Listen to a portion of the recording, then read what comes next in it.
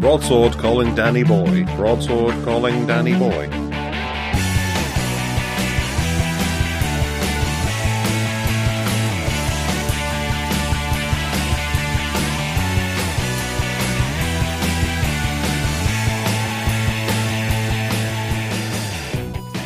This week, a bit more love for iRiver, the S24, TikTok ban, Roku hacked, the Microsoft event, Asus Zenfone 11 Ultra, 2 new phones from Motorola, and Nintendo being nasty to people.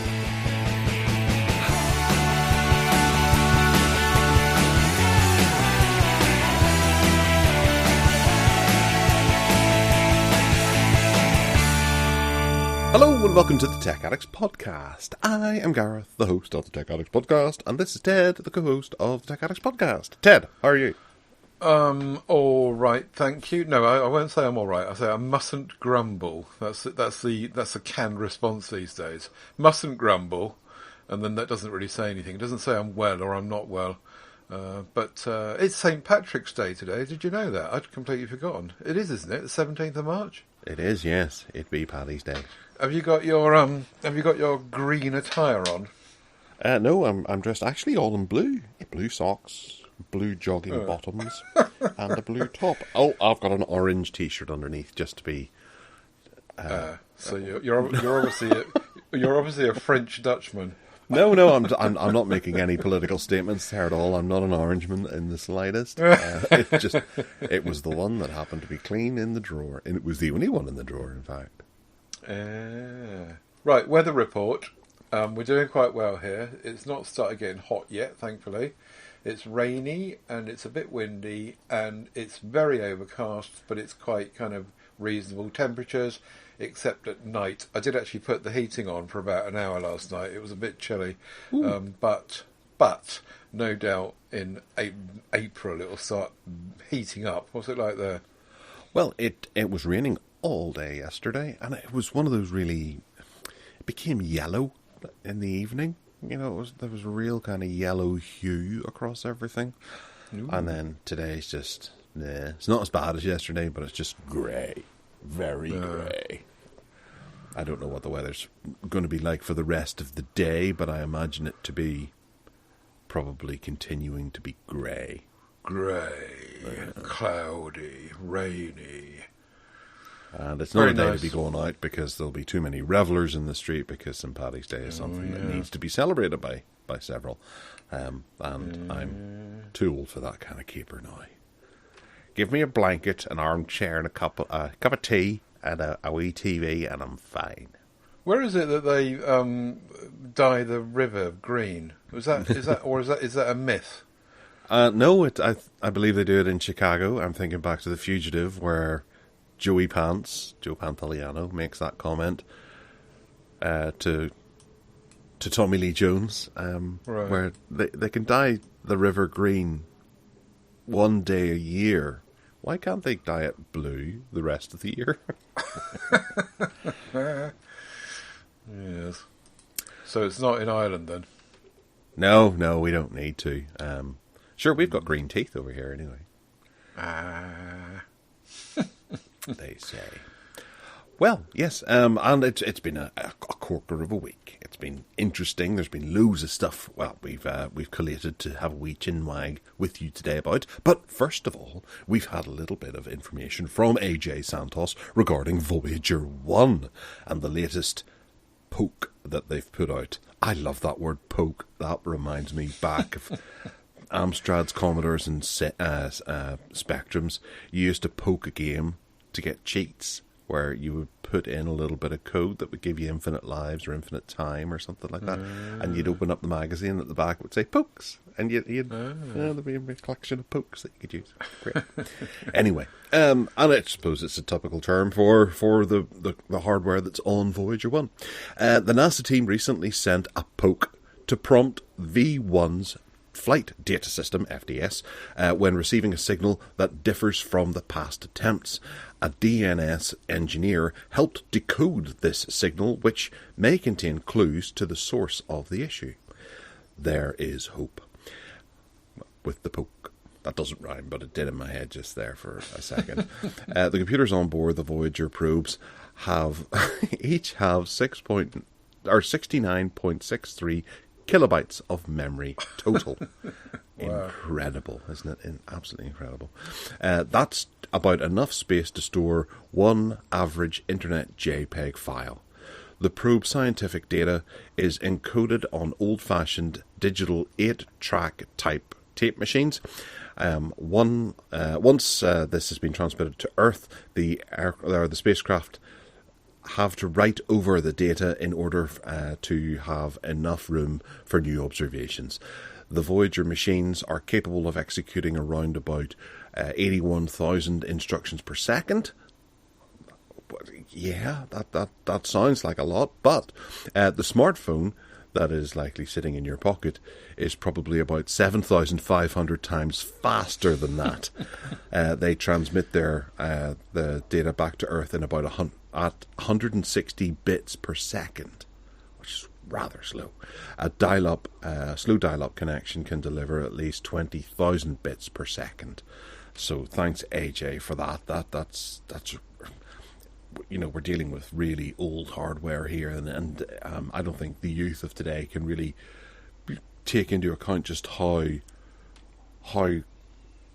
pathetic the computer systems on board Voyager 1 are, yet how much they've actually managed to achieve in the years that they've been operational. Those two machines are scientific marvels, and they deserve to be knighted, if anything. You compare that.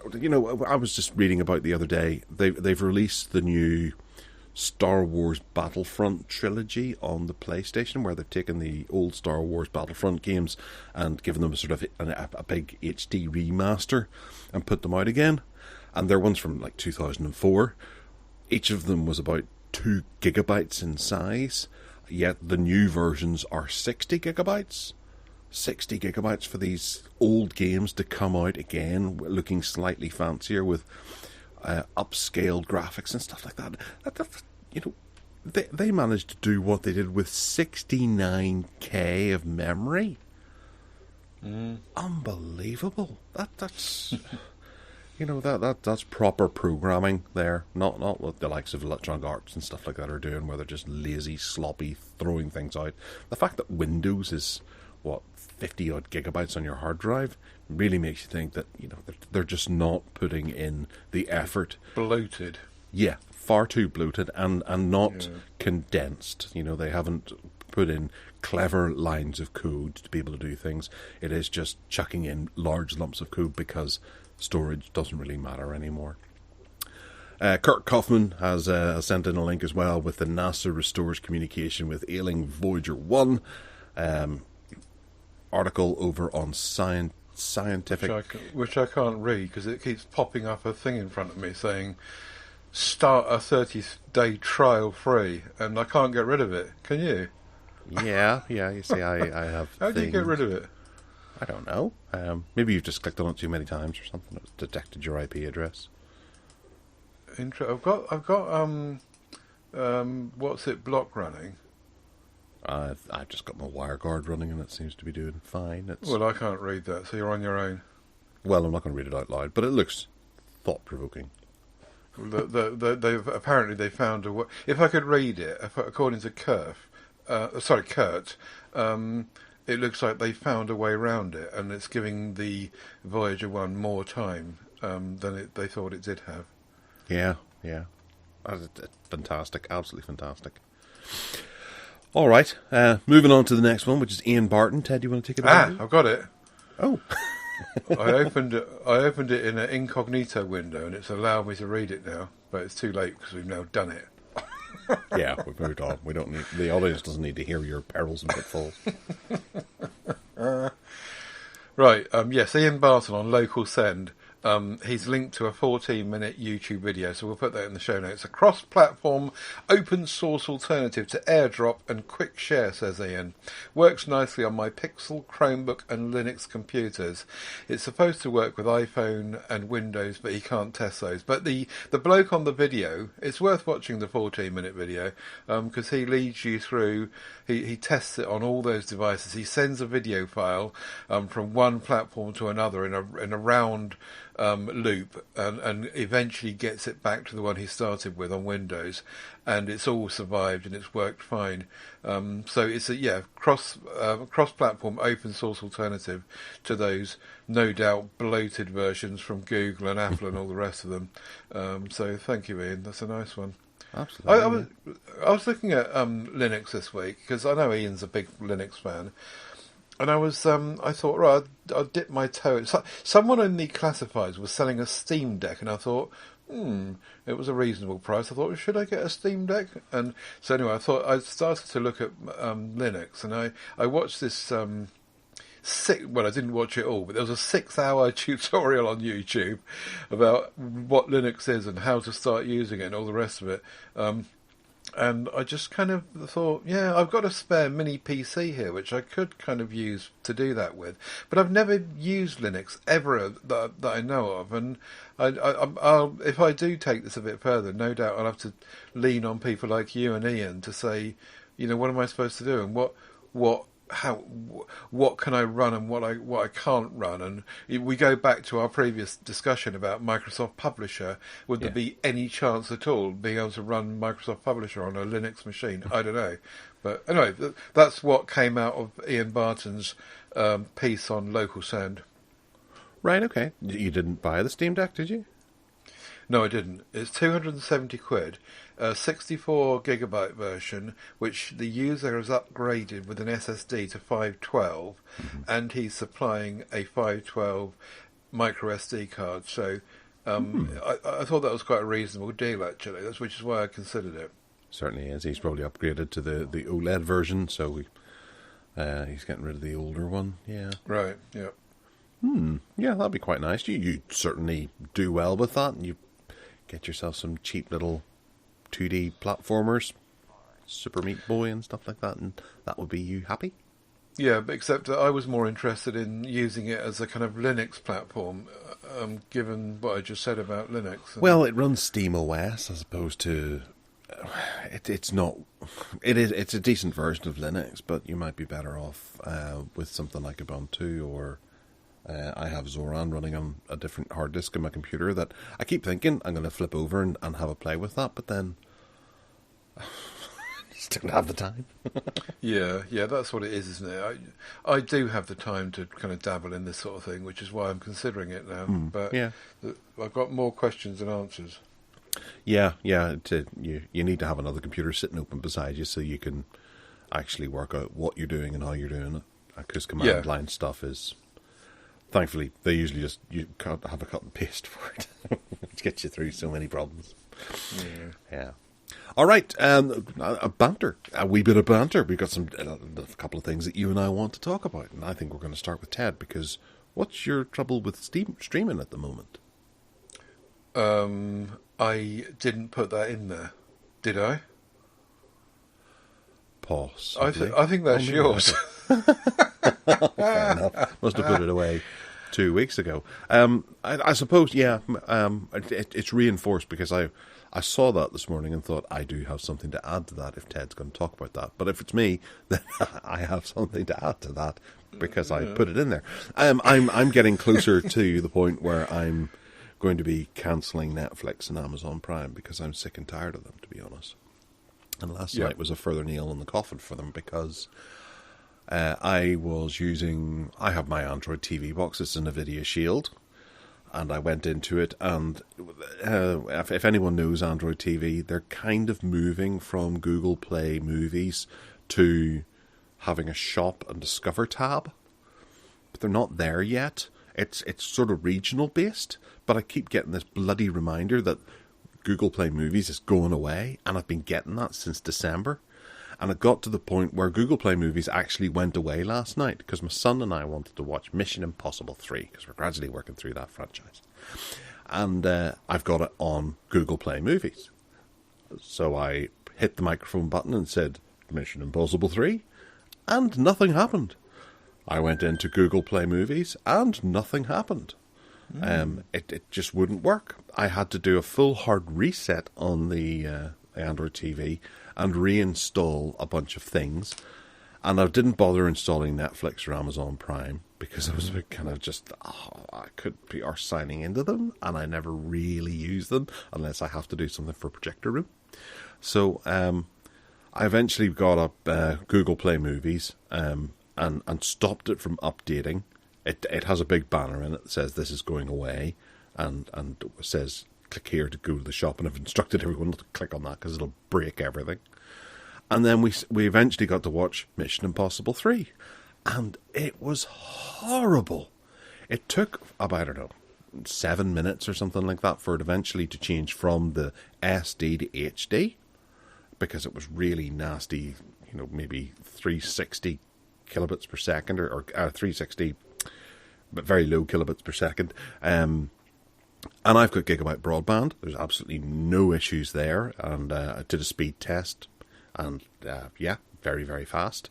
But obviously coming from Google servers, it was just crushing it down to SD.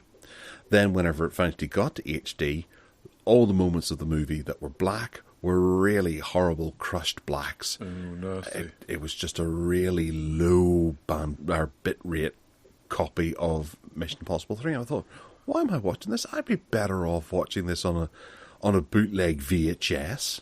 Really, this is not acceptable at all for buying an HD copy. And I had a look down their library, and you can go and buy they have a small selection of 4Ks and a large selection of 1080p's, but those 1080p's, you have a look at the reviews and people are just saying it's really shit quality.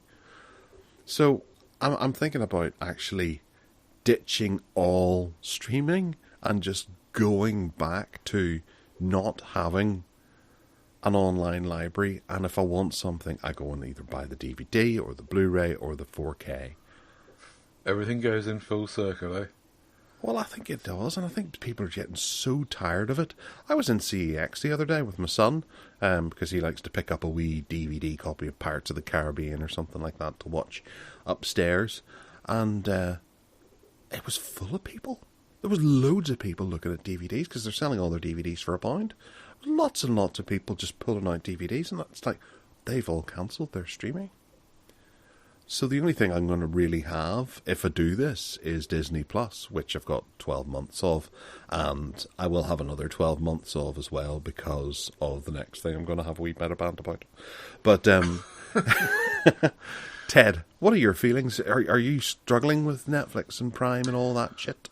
I have to admit that I don't use Netflix hardly at all, unless, like you say, we have to do something for Projector Room.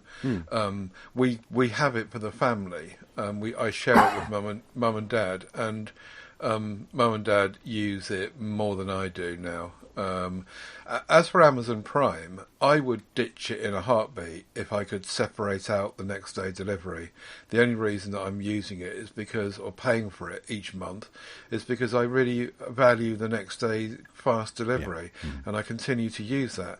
Now, if they would compartmentalise the parts of the service and not have it all bundled into one, yes, I would ditch it, because I never... Well, again, if it's for Projector Room, I'll have to seek something out on Amazon Prime Video. But apart from that, I never even look at it. Not once in my memory can I think that I did. And as you say, I think that things are becoming full circle again. We've talked on this show about cameras and MP3 players, which brings you to your next item, and just old-fashioned tape players, and there's me with my record players, and we've gone through this kind of decade or 2 decades of trying to make mobile phones just do everything for us, and converge all these services into one computer in your pocket. But I think when we're now thinking about, at least, the going back the other way, aren't we?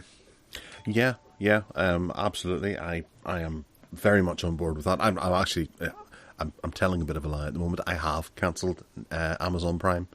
The money went back into my bank account yesterday for the rest of my yearly thing, because I paid for the year and I started getting ads. And they wanted £3 more a month for me. Yeah. That's a damn cheek, isn't it? It is, absolutely. I've paid them for this year, and I'm not. What? I don't get. I rattled through them last time I was on the show, and I'm not going to get back into it. But I don't get next day delivery. But I did order a bunch of things from Amazon this week, and I got free delivery on them because it went over £20. So it's like, yeah, free, but not next day. Well, yeah. So why would I bother paying Amazon anything at all? And I went in and I was doing a review of a little film called Violent Room. And I remember seeing it on Amazon Prime to buy, to view, included in Amazon Prime's Prime viewing. And it's not there. And a whole load of other little films that I gave a lot of kudos to Amazon for having there. A whole sort of, they had a real big library of European titles. They've all gone. Like, right, okay, so they've dropped those off as well. No, I have no desire to watch anything that's on Amazon Prime now. I did watch a lot of stuff way down the listings. I remember watching Shockwaves and old Peter Cushing horror films on Amazon Prime because they were there. But they're not there now, so why would I bother? Yeah. So, the one thing that I'm not getting rid of streaming-wise is YouTube Music. I think that's the one thing that I use an awful lot of. Yes, me too. YouTube without ads is a godsend, and I use their streaming music quite a lot. But whenever I go on holiday or whatever like that, I don't want to be relying on YouTube Music for my music. And also, because I've changed my phone in the last week, even my own old phone didn't have a 3.5mm headphone jack, but I want to get a 3.5mm headphone jack, so I went out and I bought myself an iRiver H140, which is a wee old MP3 player, a multi-codec jukebox that it says on the front, and it's one that I've always wanted. I remember staring at them lustfully and not being able to afford them whenever I was but a young man back in, 1971. No, not really that far back, but a good few years ago. It's got a mini USB on the bottom, which is something I didn't quite take into account. And also it has I think it's got a 2-amp proprietary charger that it needs to run off to charge it up. But the reason why I ended up buying an old MP3 player like this was because of Rockbox, and you can install Rockbox on it and have a really lovely experience on these old MP3s, iPods, MP3 players, all those sorts of things are pretty much compatible with Rockbox. If it's popular, there'll be a version of Rockbox for it, and it's cracker. And I stuck in I didn't stick in my HD 600s because I can't find them. I'm getting worried. They're not anywhere around here. But another little pair of wired headphones I stuck in, and I just sat back and I listened to 192 kilobits per second coming off the hard drive that's in that. And it was wonderful. Absolutely wonderful. I didn't have to worry about the volume of it going down for a notification to come in and then going back up again, or it stopping entirely for a notification to come in and then starting again. It was just a great experience of being completely offline and with my music. And it features drag and drop, so I can just go to my NAS, take a load of songs, dump them on there. It takes a while for them to copy over because it's only USB 2.0, and I've got to have a particular cable. The mini USB cable is quite difficult to find these days, but it's a wonderful experience. Have you ever used one of these, or? I think we spoke about iRiver, I think, on the last show or the one before. We did, yeah. And I, at the time, I seem to remember having one, but this one doesn't. I don't recognise this one, so it must have been a different model or whatever. But I do remember having an iRiver at some point, and yeah, they were up there with the best of them at the time. We're talking about early 2000s, I suppose. Yeah. And yeah, I was all over MP3 players, kind of interspersed with using my iPod Classic, which I've still got here, and the iPod Touch later on, and other little MP3 players, including Sony ones. But yeah, the iRiver was also in the mix for me, and I did. Oh yeah, I remember the Og Vorbis thing. The Yeah, yeah. And what were those? Yeah, there were these really efficient. We used to use them on on Symbian phones, the OGG file format, because it was really really efficient, and you got more out of it than you did with MP3s. It's like Opus or something, maybe. Or... I think it was just OGG, wasn't it? Yeah, there was OGG files. Yeah. Yeah, yeah. Anyway, yeah, I'm with you on this. And going back to what I was saying a few minutes ago, I think that a lot of people are as well. That you know, the resurgence of splitting things up, using different machines to do different things, and not running down the battery of your phone all the time, getting it to do everything. So perhaps there's a tide that is turning. Well, yeah, yeah, and it's so much better to get stuff as well, and you rip your own CD collection and you've got that, and then you can go out and get more if you're either creative online or you can buy them dirt cheap from various different places. You know, I had a look through I have a massive soundtrack collection, and there's ones that I haven't listened to in such a long time, and I just ripped them at the highest quality possible onto my NAS, and then just drag and drop them onto my iRiver. And it does the rest. It's wonderful, absolutely wonderful. But the skeptic would say, well, you can do all that on your phone, can't you? And any phone in the world you can do that. Well, I don't know about an Apple phone, but because it does something odd with with files and folders. But any Android phone you could just do all that with. I think the difference is that it's retro and it's standalone and it uses its own batteries, and that's all it uses its own batteries for. It's not AA batteries, is it? No, it's rechargeable. Oh, yeah, for rechargeable, yeah. So I remember some of the earlier ones, they were AA, and that was even better. Every corner shop in the world you could get new batteries. Right, okay. Yes. Don't know about that. Well, I did. I mentioned there that I changed my phone because I was rocking the Pixel 6 Pro for a while there, but my contract lapsed, and I decided to chop it down a good bit and get myself a new phone, and I got my lady wife the same phone. Mm-hmm. So to tell a little story about it, years ago I had the Samsung Galaxy S8, which I thought was terrific. I wanted a really cheap phone at that time. I think the S8 had been out for a while, and I got a corker of a deal on it. So I just grabbed it, but it was just the size and the feel of it. It was so small in my hand. It didn't take up much space in a pocket, and whipping it out and using it was easier.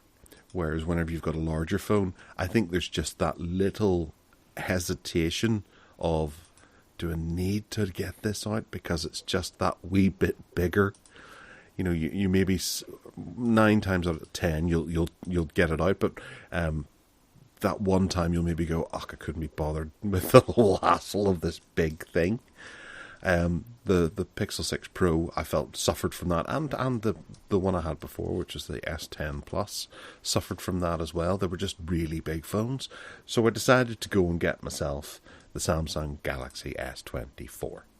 Ah, nice. Just the standard one. Yep. And it's lovely. It reminds me of, the iPhone 6 or something like that. It was, hang on a second. Big score across the screen protector. It's just a lovely sized phone in your hand to hold. Yeah. It does everything. All bells and whistles are there. It doesn't have 3.5mm headphone jack, and that's what prompted me to go and get the iRiver, so that I can sit back with my cans on my head and listen to some music and and not be interrupted. Because I don't care what anyone says about listening to music from your phone. You're going to get interrupted. You're going to feel the need to pick it up and look at the notifications or something because it's there. Mm-hmm. Yes, you can stream to it and you can walk away from it and things like that, but there's always going to be something that goes boop, boop, boop, boop, boo in your ear, and you're like, oh, what was that? And you'll walk back over it and you've got a WhatsApp message or something. I've got my iRiver, I put my cans on, and I just walk around, and if there's a message or my mum phones me on fire, I'm not going to hear it. It's over there, it's going to stay over there. Sod it, yeah. Yeah. reclaiming it, taking it back to me. Now, Netflix was installed on this, and I can't actually get rid of it. I have to disable it and put it in its box, and I can't get rid of it, which really irks me. That's my sort of whole declaring war on streaming, and it foiled me at the first block. I've stumbled. But, it's... I suppose Samsung have to make a bit of extra money somehow, don't they, by putting that on there, or Netflix want to. Can't imagine why. Yeah. But so that's what I've been busy doing, setting that up, and I've got to sit down and spend time with Rockbox because it's a different operating system. It's a wee bit.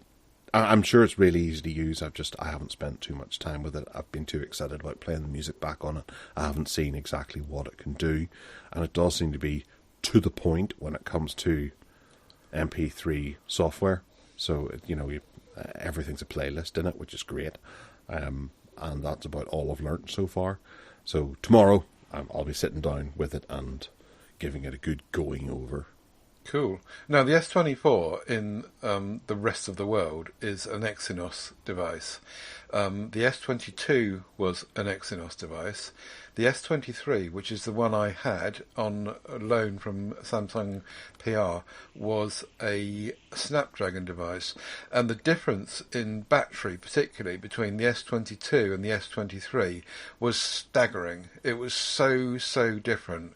And they put it all down to the fact that it wasn't an Exynos chipset, it was a Snapdragon, and that was the primary reason why it was so much better. So tell me about the Exynos S24 Samsung Galaxy battery having gone on a year later and gone back to the Exynos. Well, I've had it for, so this is Sunday, 5 days. Oh, okay. Next show then.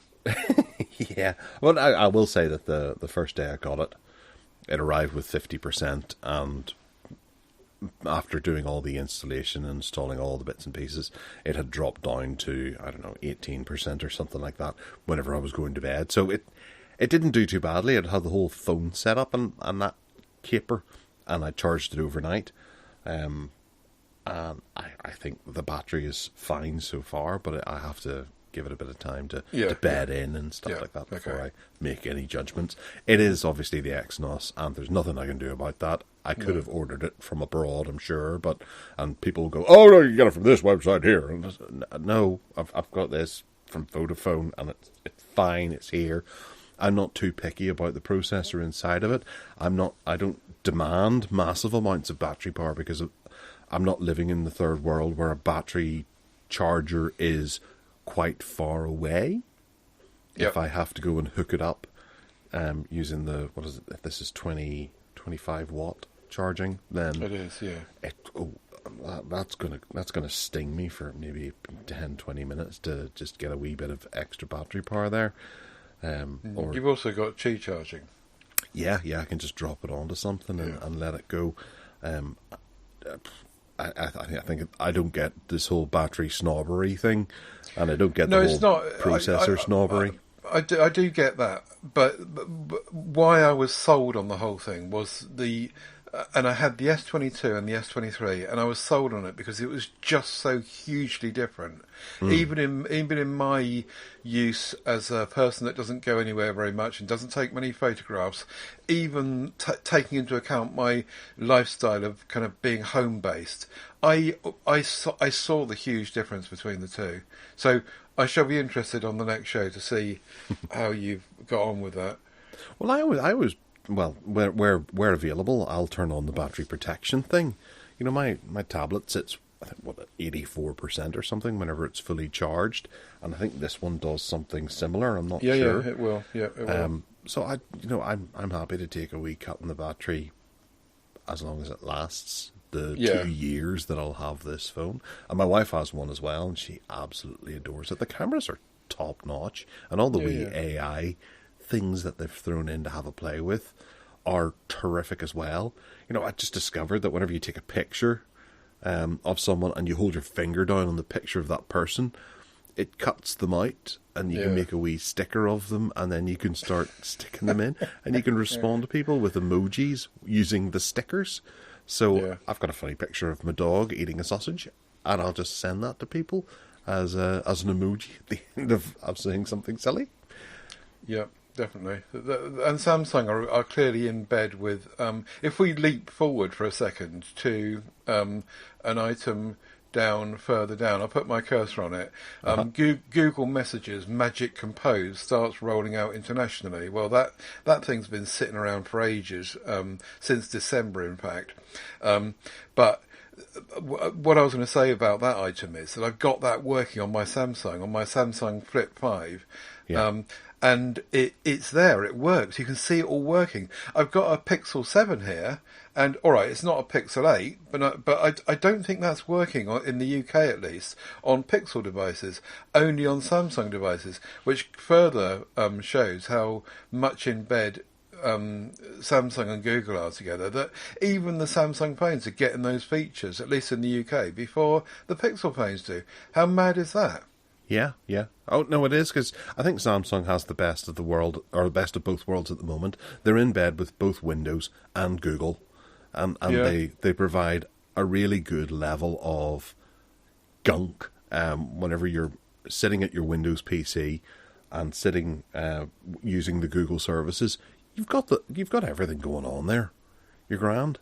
You don't Yep. have to wait for certain things to come through or system updates to come to deliver new features. They're all pretty much there.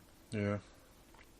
Well, Yes, indeed. I'm almost sold on Samsung these days. well, yes, because I have the tablet, it makes sense to go back. And I getting rid of that Samsung Galaxy S8 is the most emotional I've been about getting rid of a phone in a long time. Mm-hmm. Yeah, you do get a bit kind of sad whenever you're saying farewell to something you've had for so long and you've enjoyed using it. I don't really care about the Pixel 6 Pro. It didn't really make a massive impact on me. It's a fine phone, grand, did me. The Samsung Galaxy S10 Plus that I had before it, I was much more upset about that. Moving on to the Pixel and saying farewell to it was very sad.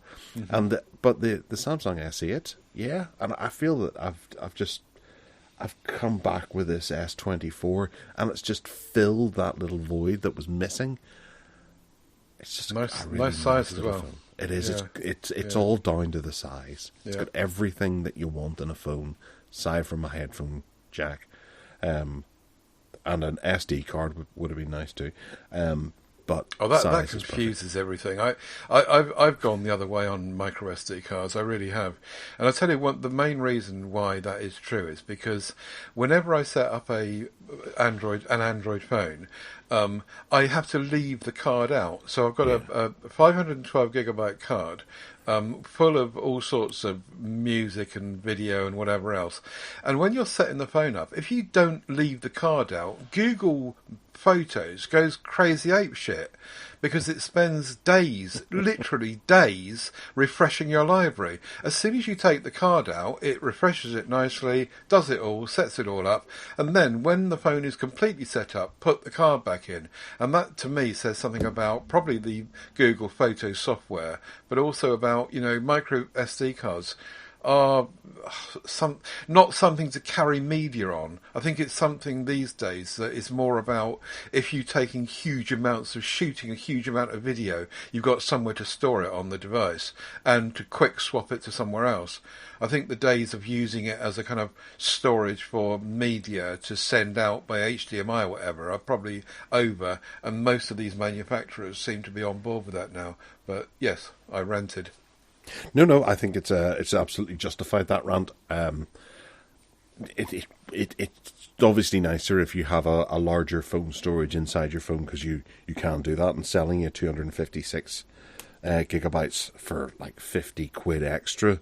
Yeah. Smarts a wee bit whenever you can get an SD card a lot cheaper off Amazon. Sure. But it does bring a whole host of benefits. And don't forget that the 256 gigabyte storage over 128 used to be 100 quid more. So, not that long ago. So 50 quid more is a bargain, probably. Yeah. Oh, darn, I'm going to have to get a new screen protector. I just noticed there was a small ripple at the corner of it, but I've got dust underneath it now, and it's stuck to like the sticky Anyway, side. So. your homework is battery monitoring. Yes, don't worry, I will. Although, most of my daily grind involves taking my phone off the charger, going out to my car, getting into my car, putting my phone on charge to use Android Auto, and driving to work, and then leaving my phone in the car while I'm in work, and then driving home again. But the test will be doing a normal day. Do it with a day when you're not leaping between Qi chargers, and then just see if it gets you to bedtime with your normal kind of day of use, and what percentage you've got left at 11 o'clock in the evening or something. Well, I think today's a good test. That I won't be charging it today until I go to bed. Mm-hmm. Good. And since I got up at 8 o'clock this morning, we're sitting at 86%, so we've used 14% of it. And I'm still in the honeymoon phase with it as well. Yeah. Wanting to use it for everything at the moment. Sure. All right, well, we're almost 45 minutes into the show. We'll give a quick run through of the news that's happened. And Microsoft has announced that Windows 11 is going to stop being compatible with Android apps. Do you remember that? The Amazon App Store arrived on Windows 11 and people went, oh, right. Why? Yeah. Well, yeah, I think the bottom line is that people are not using it. From this article, it's suggesting that they haven't had the uptake on people using it, and that the whole idea was a bit crap anyway, because as we well know, most of these apps and services you can just use inside Windows or the Microsoft Store anyway. Why would you need to do a deal with Amazon in order to make all that happen? So they found out the hard way, and they're going to support it for another year because people have bought into it, I suppose. But it's going away, and I'm not surprised. No, and also don't forget Google themselves have brought, Play Games to Windows in their own client, as opposed to embracing this. So there's two ways of doing it. Great. No, I don't think I ever really used it.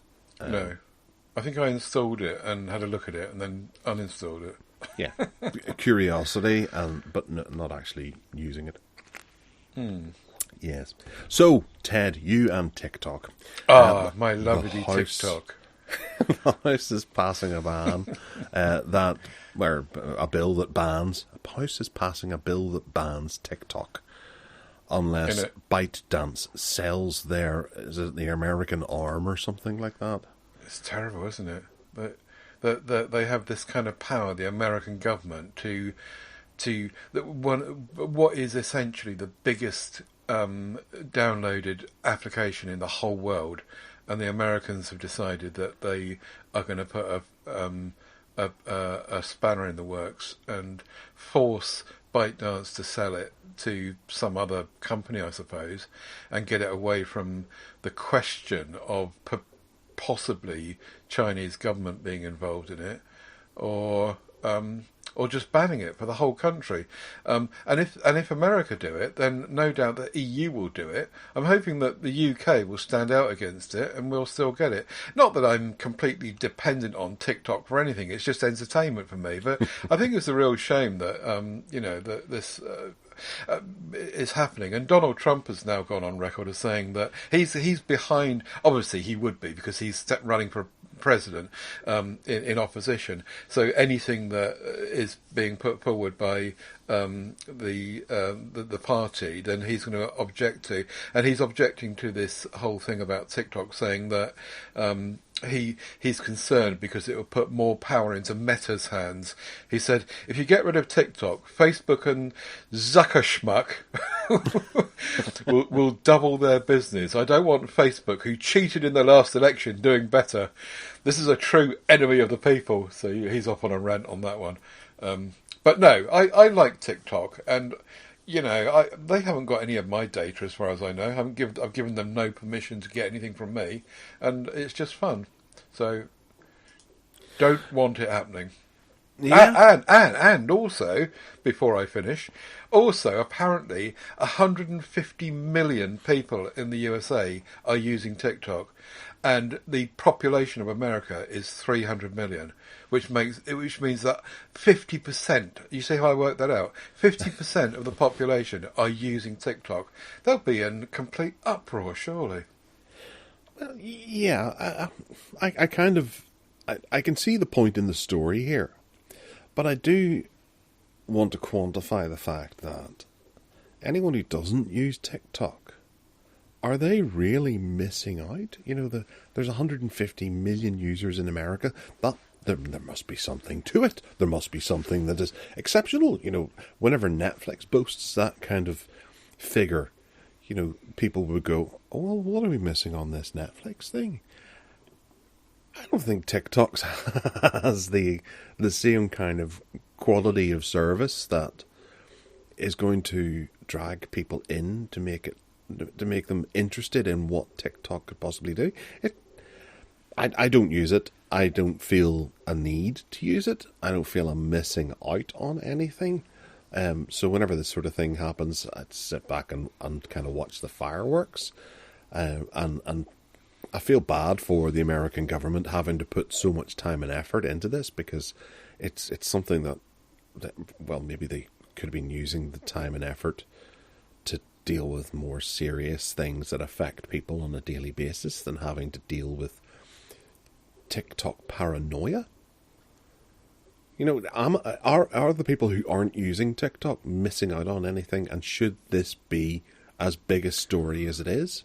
There's a lot of people that are now making money from using TikTok. So I have noticed in the time I've been using TikTok, it used to be almost always Asian people making videos, and that has shifted over the years I've been using it, and now there's a huge amount of Western people using it, making money from. We were talking to Mark Ellis on PSC a couple of weeks ago about this. Sorry, this week about this very subject, and how people make money out of short form videos and what they do and how they build their businesses. And clearly, an awful lot of Westerners now. Yes, there are the people, as he quite rightly said, that are only doing it because of ego reasons and because they're show-offs and are exhibitionists. But there are also lots of people that are making money, making a business out of this. This is their job. They can no longer get a job at Woolworths, so they've got to make a living with something. Yeah. And TikTok is providing with that baseline for making a living for a large number of people. As I say, for me personally, it's pure entertainment. I think it's funny, and it's instead of watching comedy on the telly, I'll just watch it for half an hour a day and skip through it. And an awful lot of stuff is rubbish, and I skip straight past it. But there's an awful lot of stuff that I look at and I think is amusing, and that's it for me. Yeah, yeah. Well, I can understand what you're saying whenever it comes to someone actually using it to create an income for themselves. And it's difficult to quantify just exactly how that actually works and what they do. And there's various different ways. There's crappy ways and there's fine ways. You know, there's innovation, and then there's just repackaging other people's videos and stuff like that and putting them out, which is the crapper way of making money on TikTok. But yeah, I do wonder what would happen if the shoe was on the other foot. If TikTok was an American company, and somewhere like China, Russia, Europe, where we're doing this sort of thing, because we see where Apple have been told by Europe to have to do things, and they fight and they fight and they fight, but eventually they have to comply, and TikTok's just not doing that because it's America. And well, they're saying they will comply. That's what this is all about. And this is why it's become a political tool. But it's taken this long. Well, yeah, okay, it's taken this long, but TikTok are saying no. We're happy to do whatever you ask us to do, in order to keep it alive. And the Americans don't want it because they still are transfixed with this whole Chinese military thing.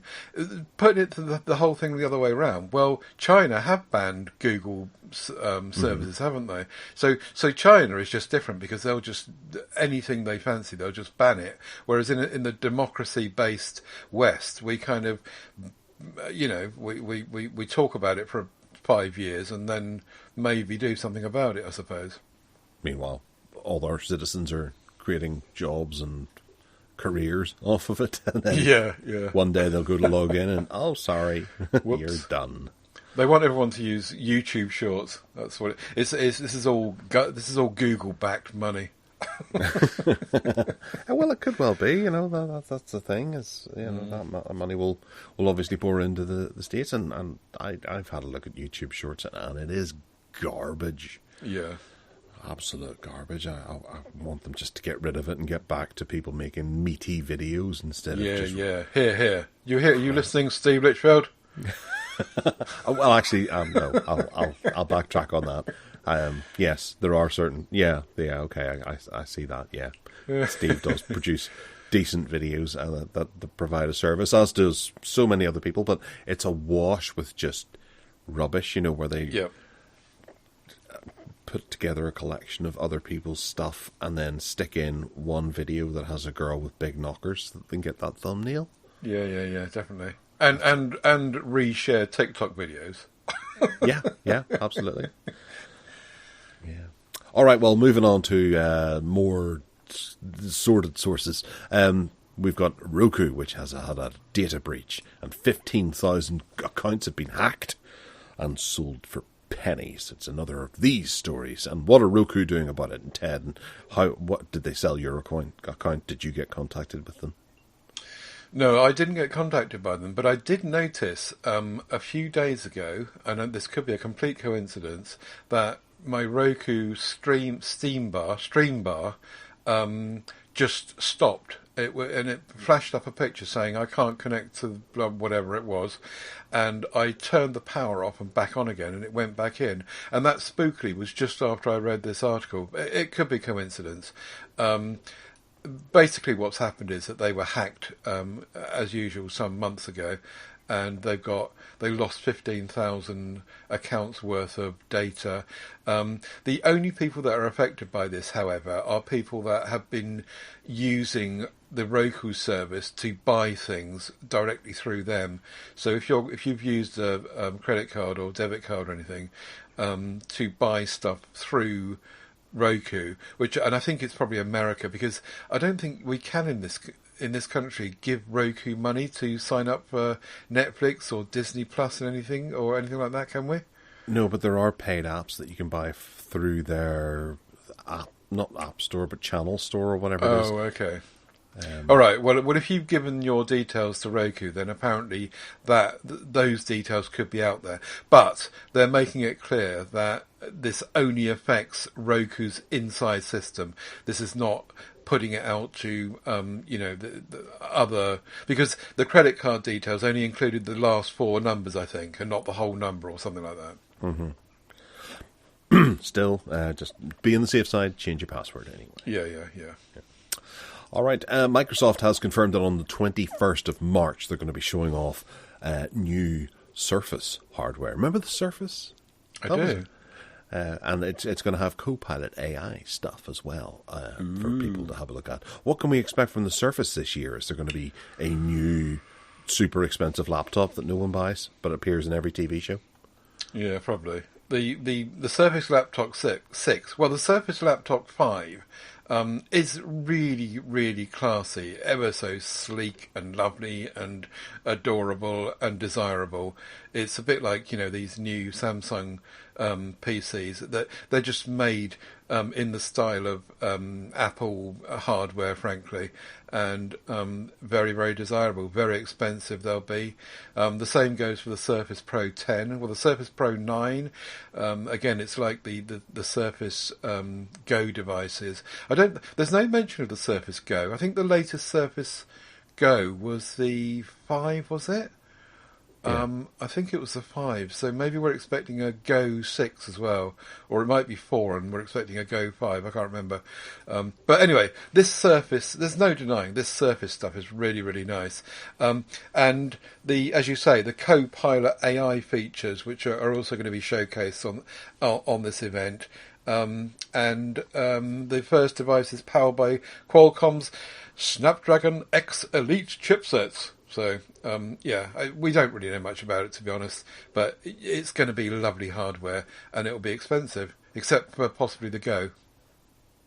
Well, yeah, but wasn't there a news report we spoke about a while ago that it was a good long while ago.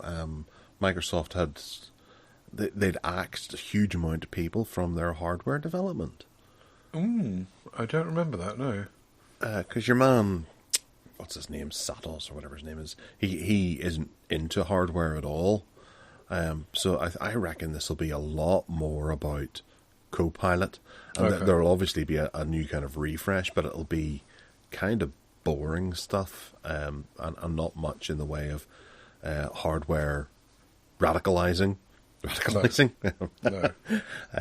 Evolution. That'll be the one, yes. And the likes of the studio, I reckon the studio's going to be gone. Don't think they're going to carry on with that anymore. No, this is a Surface event, isn't it? I think it's just Surface, isn't it? Oh, no. I don't know. Anyway, I don't know. What's the future for Windows? We'll come to that later, no doubt. Yes, yeah. Well, we'll see. We'll wait until March 21st, which is only in 4 days, so we'll talk about it a long time after that. Okay. Windows 10 has got double the number of users of Windows 11, which is kind of understandable, I suppose. It's the newer operating system, and it takes a while for it to gain traction, and especially for businesses to catch up. Ted, what can you tell us about this? Is there anything we should note? The thrust of this article on XDA developers, yes, thank you, is that they wonder what Windows are going to do about this, because the deadline is looming. It's October 2025, which is not, it's getting closer and closer, obviously. And there's 67% of Windows PCs that are currently still using Windows 10. And Windows 11 user base is 28.16%. And I don't know what the rest is, probably Windows 7. But the point is that the people are not picking it up. And this article is what it's saying basically is that Microsoft are going to have to do something about this. One of the ways in which they can do something about it is by reducing the hardware requirements, which will affect me, such as the TPM 2.0 support, which is the primary reason why I can't upgrade my one without spending 500 quid on new hardware, to make that less so. And in the process, they would also have to accept that some of those newer services, like presumably the AI services, won't run if they do rescind on that and let people like me continue to use Windows 10 in a updated type way after that date. So we'll have to see as we get closer, no doubt. But the figures at the moment do suggest something that you said right from the outset almost of all this, is that Microsoft are going to have to do something about it, because people are not going to jump over in that time. Well, do you want to upgrade? Is it something that is actually something... Is that what you want to do? You want Windows 11 on your laptop? No, not on my laptop, on my desktop. Right, I've already got it on my laptop, and it is kind of prettier and all the rest of it. But more than feeling the need to upgrade, my concern is that after the deadline, I won't get any more updates and support and security and stuff like that going forward. I don't particularly care about the UI and the nice bells and whistles that Windows 11 brings. No, if that's what you meant. Right. Okay. So it's a necessity for you for security. I think so, for everyone, that is no longer going to be supported. And I think Microsoft will do something about this before we shall see. But then in society, you've got to think that there's obviously a lot of people who are sitting there with laptops not knowing, like I go down to my wife and turn on her laptop now, and I guarantee you there will be a couple of Windows updates that need to be applied. They've just been sitting there and she's just minimized. Shut up, get out of my way, ignore it. And she's terrible for that. Yeah. My son, my stepdaughter, they are all like that. And I keep saying to them, make sure there's no updates, get your updates done. Perhaps people will just take the risk. Like with mobile phones, they just don't, oh, what's an update? So perhaps people won't care. Yeah, I don't think people do care. The other side of that is, in my working life, I have 3 computers. I think I put this on the MeWe group, actually, whenever you posted this there. I've got my laptop that sits beside me for home working, and then I'm in 2 offices, and all 3 of those computers are all Windows 10. Right. So no one else uses the other 2 computers. As a matter of fact, the computer that I use the least, I left some sandwiches in the drawer there, and I don't think I've been there since the start of January. Ooh, yuck. So I'm not looking forward. I'm kind of putting off going back there because I think it's going to be a hot mess. Green mould. Yeah. I think there were salad sandwiches as well. So I would be interested to see what happens with those. But those one of the computers is definitely Windows 10. I don't know if an update is ruling out for the other one, but you know there's 3 computers all running Windows 10. You know, I have no say in whether or not they're updated. It'll come whenever IT decides, yeah, we're going to update this now. Yeah. It's going to be expensive. It will be, yeah, and they'll have to get all their particular bits of software that we use to be compatible with it. And I don't think that's something that the British government wants to actually bite off at the moment, because that's another expenditure that they'd have to take on. Yeah. And Northern Ireland isn't worth it. Yeah. All right. Well, moving on before we carry on from one country that's completely out of money to one CEO that's completely in money. Who is the highest paid tech CEO in the US? Ted. This is obscene amounts of money, isn't it? Sundar Pichai, the Alphabet CEO, Google man. In 2022, his package was worth $225 million.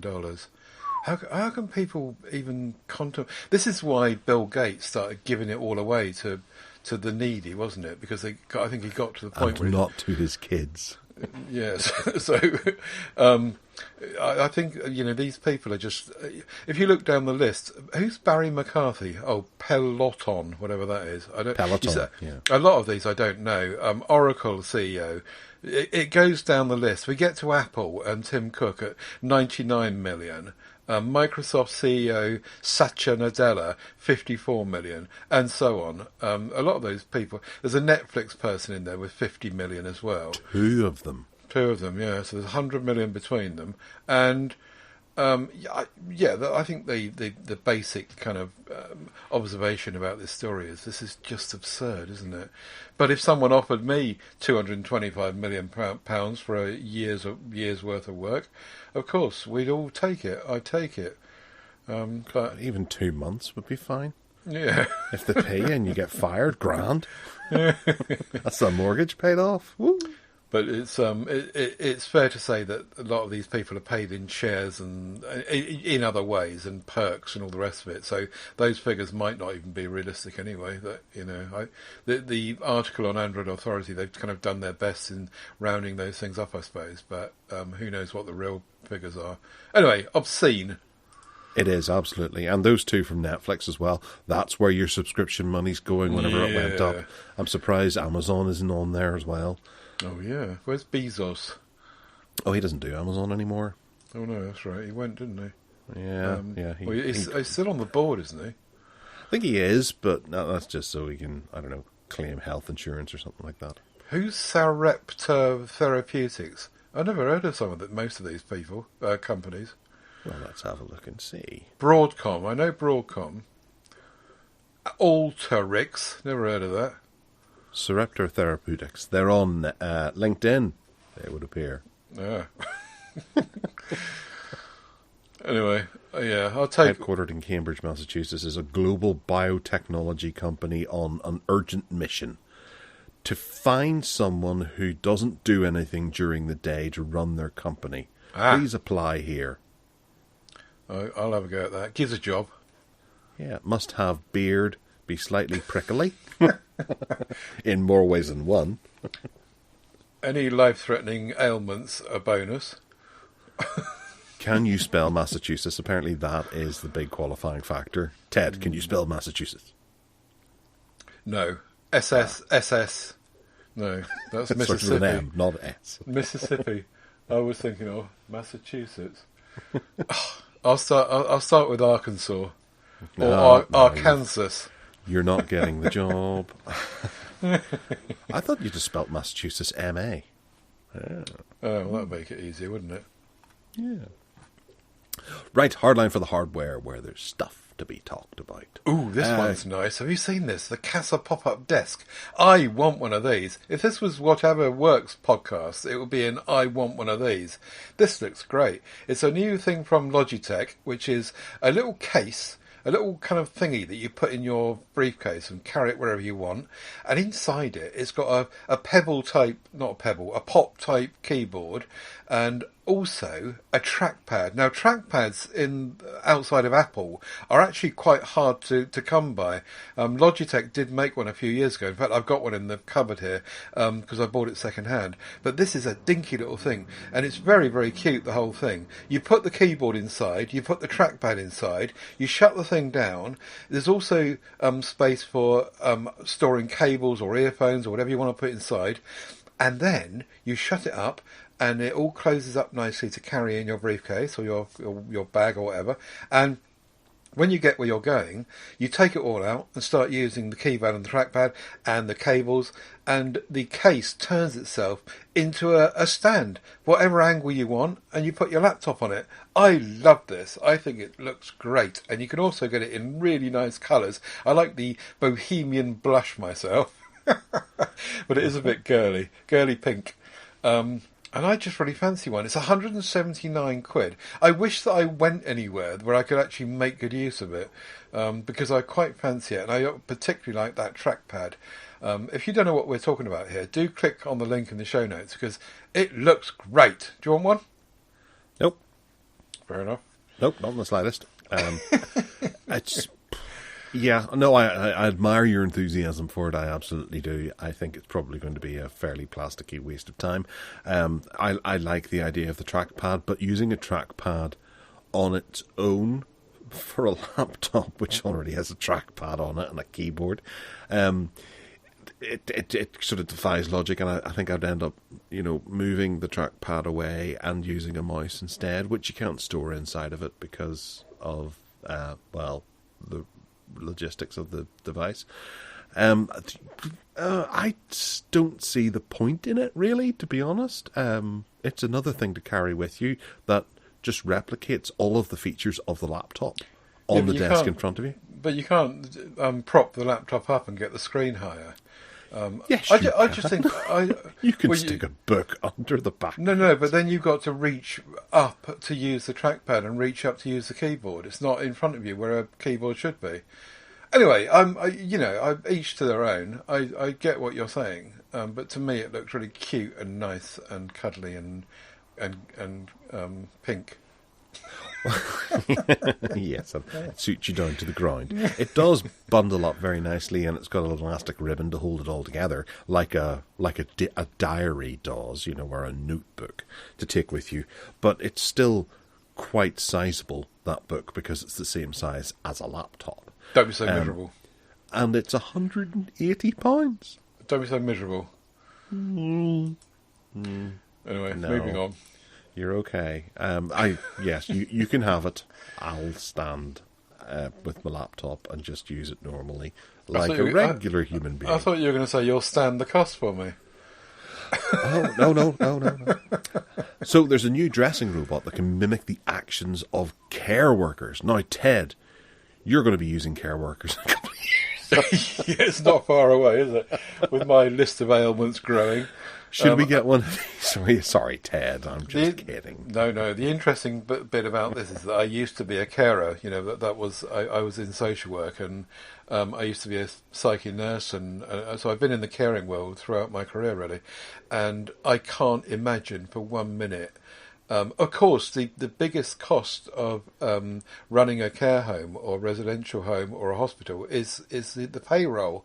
If you can get robots to do this for you, but can you imagine Violet Smith sitting there, who's 92, allowing a robot, even if it has got two arms for the first time, to be able to pull on a cardigan properly? Can you imagine her being okay with that? I just don't get the human element of this. I think would just remove any. If the thing looked like a human, if it was a humanoid shaped robot, then fair enough to some degree. But even then, I just can't see this being. I don't know. Can you? Yes and no. I agree with you, yes. I just imagine my grandmother, rest in peace, having to have this thing come toward her to carefully take off her top or whatever, and help her get dressed. That's not going to happen at all. She'll be too busy hitting it with her handbag. Yeah. But at the same time, there's also the news report that one of these things has not worked correctly and accidentally ripped her skin off or something instead of an attractive blouse. No, I think it's a proof of concept, and it could be very useful. I don't know, for someone who's maybe in a coma, and they can lift the person up and change them and dress them and maybe turn them to stop getting bed sores. But for someone who's got or perhaps someone who's in their own home and they do not want carers coming in, so they stick one of these in their home so they don't have to have human beings coming in. So right, the trade-off is that this thing will help you get dressed, and we don't need to send people in, apart from the money-saving aspect. But can it multitask? You know, can this thing also do stuff in the kitchen? Can it make you pizzas? I think at the moment it's just about they've had robots that have helped dress people before, but the point of this is that it's using two arms, and it's, as you can see from the picture there, it holds one end of the arm, and then the other part of it pulls the shirt around the shoulder. So I think that the thrust here is that it's new because of that. Up to now, it's been a bit of a shitstorm because it can't do it properly anyway. Anyway, as you say, it's a proof of concept, and who knows if it will go anywhere or not. This is all lab-based stuff. But then you could get someone who could hack on new firmware, and it could make pizzas. Yes, I'm sure that the personal assistant robot's not far away. It's all over every other TV show that's created this at the moment. Or cheesecakes, they can be quite difficult. Or natural yogurt and fresh fruit. Oh, yeah, it could cut up an apple for you. Yeah, there you go. Oh, there's no other sugar in fruit. You can't eat fruit, can you? Oh, good grief. Well, is there anything I can eat? The carpet. It can cut out little pieces Dust. of carpet for you. Dust! All right. Moving on to FiO's new portable music player, which doubles as a Bluetooth desktop amplifier. This is a gorgeous-looking device that costs an awful lot more than an iRiver H140 off of eBay. How much did that cost you? I think it was £23 or something like that. Oh, right. Okay. Really cheap then. Yeah. Well, it's not £1,249, which this costs. This is a new, it's an M23 portable audio player and the K19 headphone amp and DAC. They are gorgeous looking chunky devices that you carry around with you and stream your music, and things sound good. Have you ever had a FiO unit? I remember Gavin, who was on, Gavin Fabiani-Lemont, he would use FiO quite a lot. Yeah, I've had one here, but I sent it back. But the main reason was that it was just too expensive. And it was a red one. I remember it was ever so nice. But after a buyer's remorse kicking in. 24 hours later, I thought, oh, this is silly, I can't afford this. And so I sent it back. But it was really, really nice. Gorgeous hardware. And of course, these things now run Android. So it's basically a phone without the telephone bit in there. So anything you want to put onto the device, you can add via the Play Store, whatever applications that you want to support what you're doing with the built-in stuff, the DACs, the 2 DACs built into it, 24-bit audio coming out. It has got your 3.5mm, which you'll be pleased about. And it's also got this other bit, as you mentioned, which is another 650 quid, which is this M23, which is the... No, the K19. The K19 is the headphone amp, yeah. The headphone amp. Oh, the K19. Oh, so that's the expensive bit. Yeah. The actual M23 is only 649, isn't it? So the... Dropping the well. Yeah. Anyway, so this desk-based amp thing... You're right, we do need Gavin Fabiani-Lemon to review all this stuff. So perhaps Theo will send him some stuff to review, and we'll have a look at it. But it does look gorgeous, doesn't it? With all sorts of built-in loveliness and connections to just anything you fancy. And high-res audio with apps like Tidal and... What's that one? Qobuz. Never heard of that. Deezer. Qobuz. Yeah. Apple Music, etc. Yes, very nice, but I shall never own one. No, unless you win the lottery or something. Yeah. It runs on batteries, which last around 10.5 hours between charges. It'll have 64 gigabytes of onboard storage and an SD card that can take up to 2 terabytes, which is kind of nice, I suppose. But I'd expected there to be a wee bit more storage on there for £649. I noticed that with the Sony units, that the onboard storage was really low. But because they've, in fact, one Sony unit I looked at, it's got 2 card slots, so you could get two terabyte cards in. But the onboard storage was similarly really low. Really odd, isn't it? It is, yeah. But what you could do is you could hook it up to a couple of wireless speakers by ELAC, which has HDMI and a phono stage for your turntable. And you're going to tell us about this whilst I get up and go and close the door, because my wife's downstairs being very noisy. Very, very noisy indeed. Yes. Now these speakers, actually, I don't get much of a sense of what size they are. I wonder if there's an actual measurement of what size they are. They're kind of calling them bookshelf speakers, but I don't see... Anyway, the point about these speakers are that they just look gorgeous, and they cost 650 quid, but you can't buy them in outside of USA and Canada. However, there is a kind of dumbed down version you can get elsewhere, 399 quid. But yeah, you can get them shipped if you really wanted them, I suppose. The main thing that caught my eye about these was, though, certainly the amount of connectivity stuff going on.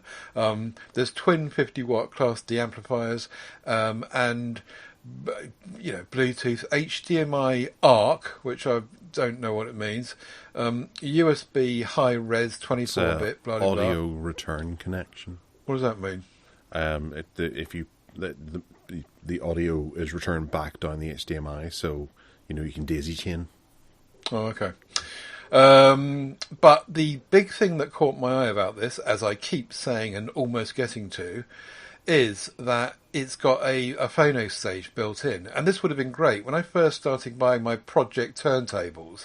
It's really annoying, and I've got this phono thingy plugged into the turntable between the amp and the and you can't use it without. This has got it built in, and you just plug in a turntable and away you go. Whether or not the turntable's got a phono stage built in, doesn't matter. This will still work. And I was just, while you were fart-arsing around there, I was trying to work out how physically big these are. They're kind of saying that they're bookshelf speakers, I think, but there's no scale, is there? Can you see any clues as to what size they are? No, I haven't. I'm over on their website now, and I'm just looking to see if I can find some dimensions. The sizing is 5.5 inches by 9 5/8 inches by 8 inches. So they must be 9 5/8 inches Oh, tall. they're tiny. 8 inches back. Yeah, they're bookshelves, so they're Blimey. maybe about a foot tall, if anything. Wow. That's really So small. They'd look quite nice beside your computer. I use bookshelf speakers for my computer. Yeah, they're really nice actually. But 650 quid, and you got to import them to the UK. Anyway, very No, nice. you don't. Yeah, you do. They're not available outside of USA and Canada. So Oh, yeah. you Well, got this to- one says £655 you can buy them for on their website. But there's a green asterisk down at the bottom that says these products shipped from the US and Canada. Any orders outside the country will be automatically cancelled and refunded. But we'll tell you that it's £655. However, this article in Tech Radar says that there's a similar pair called the Connex DCB41, which are available globally, and they're 399 quid. So I don't know how they compare in terms of functionality, but there's an option. DCB 40. Oh, that's what I'm on. That's the speakers that I read the sizing out of. I hadn't noticed. Good grief, what do you like? They're £655, but they're only shipped from outside and will be cancelled. Free shipping to the UK on orders above £210, so you won't have to pay shipping for your £655. Add some. The ones in question are called Add Some. No, Add Some. Oh, I don't know. Let's move on, shall we? Yes, why not? Good call. Pixel watch straps are inaccurate versus the Galaxy Watch, says Ted. No, steps, not straps. Steps.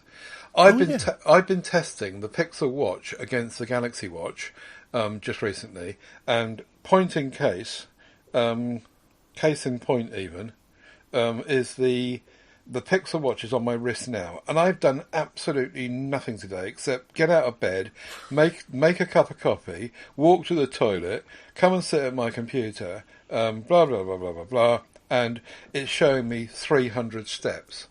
And the Galaxy Watch, in comparison, is showing what I would consider to be much more accurate, which would be 100 steps or thereabouts, because that's all I've walked. The point is that I think that the Pixel Watch is overestimating steps. I went online to look this up to see if there's any support for this notion, and sure enough, there are lots of people that are saying exactly the same thing. In fact, some of them are saying that the Pixel Watch picks up keyboard stroke, typing on a keyboard as steps as well, or just scratching your ear is a step. So That's not what you're doing. Yeah, thank you. Yes. So I tested this further, and I sat there in the armchair, and I moved my arm up and down as if I was walking. Sure enough, it's counting the steps. So lots of people out there in Reddit land, at least, are saying yes, this is right, and the Galaxy Watch much more intelligently works out the steps for you, and you get a much better result from that. Probably not surprising from what we've already said about Galaxy, Samsung and Google and Pixel, is it? Yeah, that is a problem that I remember hearing about previously when I had one of my old Galaxy Watches. I remember it would count absolutely everything. I would lift my hand up to scratch my face, and that would be 3 steps. I'm like, what? Hang on a second, eh? That was a Galaxy Watch. Yeah, it was, Well, but it was one of the older ones. That's the other way around then, isn't it? It is, but I think that Samsung have stamped that out, and it's probably just early days with Pixel. Right.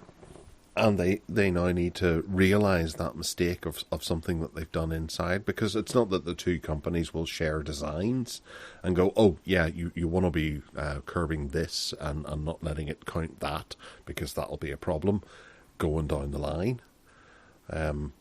So, yeah. I think that Samsung are just, as usual, as we described earlier about something else, they've just nailed it. And Google are just kind of twiddling their thumbs, looking and seeing what the Samsung have done, and then 3 years later they'll say, "Oh yeah, we'll do that as well." And in that voice too. That sounds very Samsung CEO-y. Yeah. All right. Yep. So in the phone zone, I got an email about this actually earlier in the week. Asus have launched their Zenfone 11 Ultra, which has quite a high price tag on that, but it's got a ton of nice, attractive features. It's got 6.7-inch Full HD plus AMOLED display that hits 120 Hz with 2,500 nits of brightness.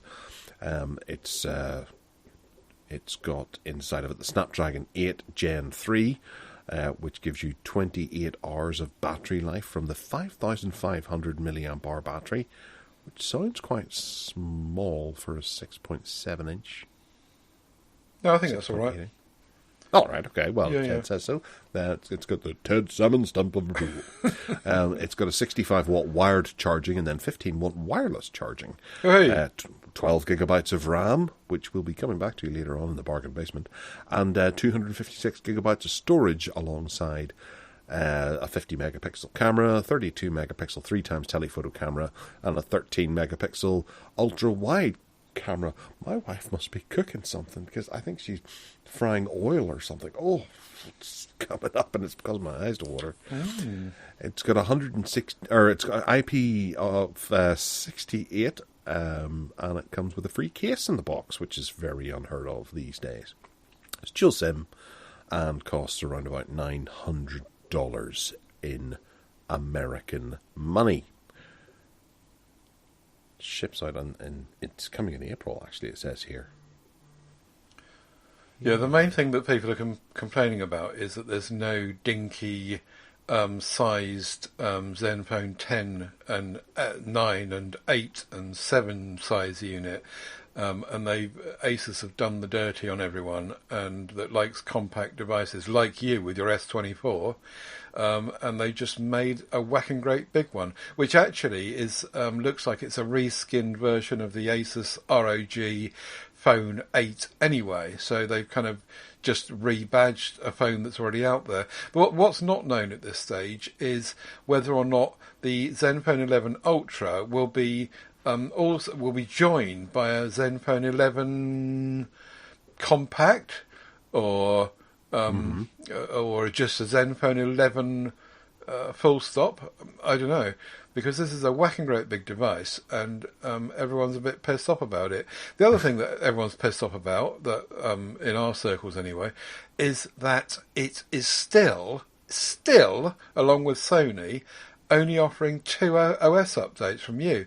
So you spend the best part of $1,000 on a phone, and then in 2 years' time, that's it, abandoned. I'm fed up with Sony on this one particularly, and Asus are doing the same thing, so declaring that, well, nobody wants a phone longer than 2 years anyway, so we won't bother updating it any longer. Yeah.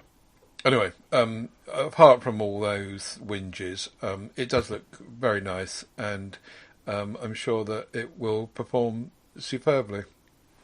It is a lovely looking device. It's got a nice camera bump on the back and some nice design features to it. But I am of the mindset that, yeah, this is abandoned as soon as it's released. Pretty much.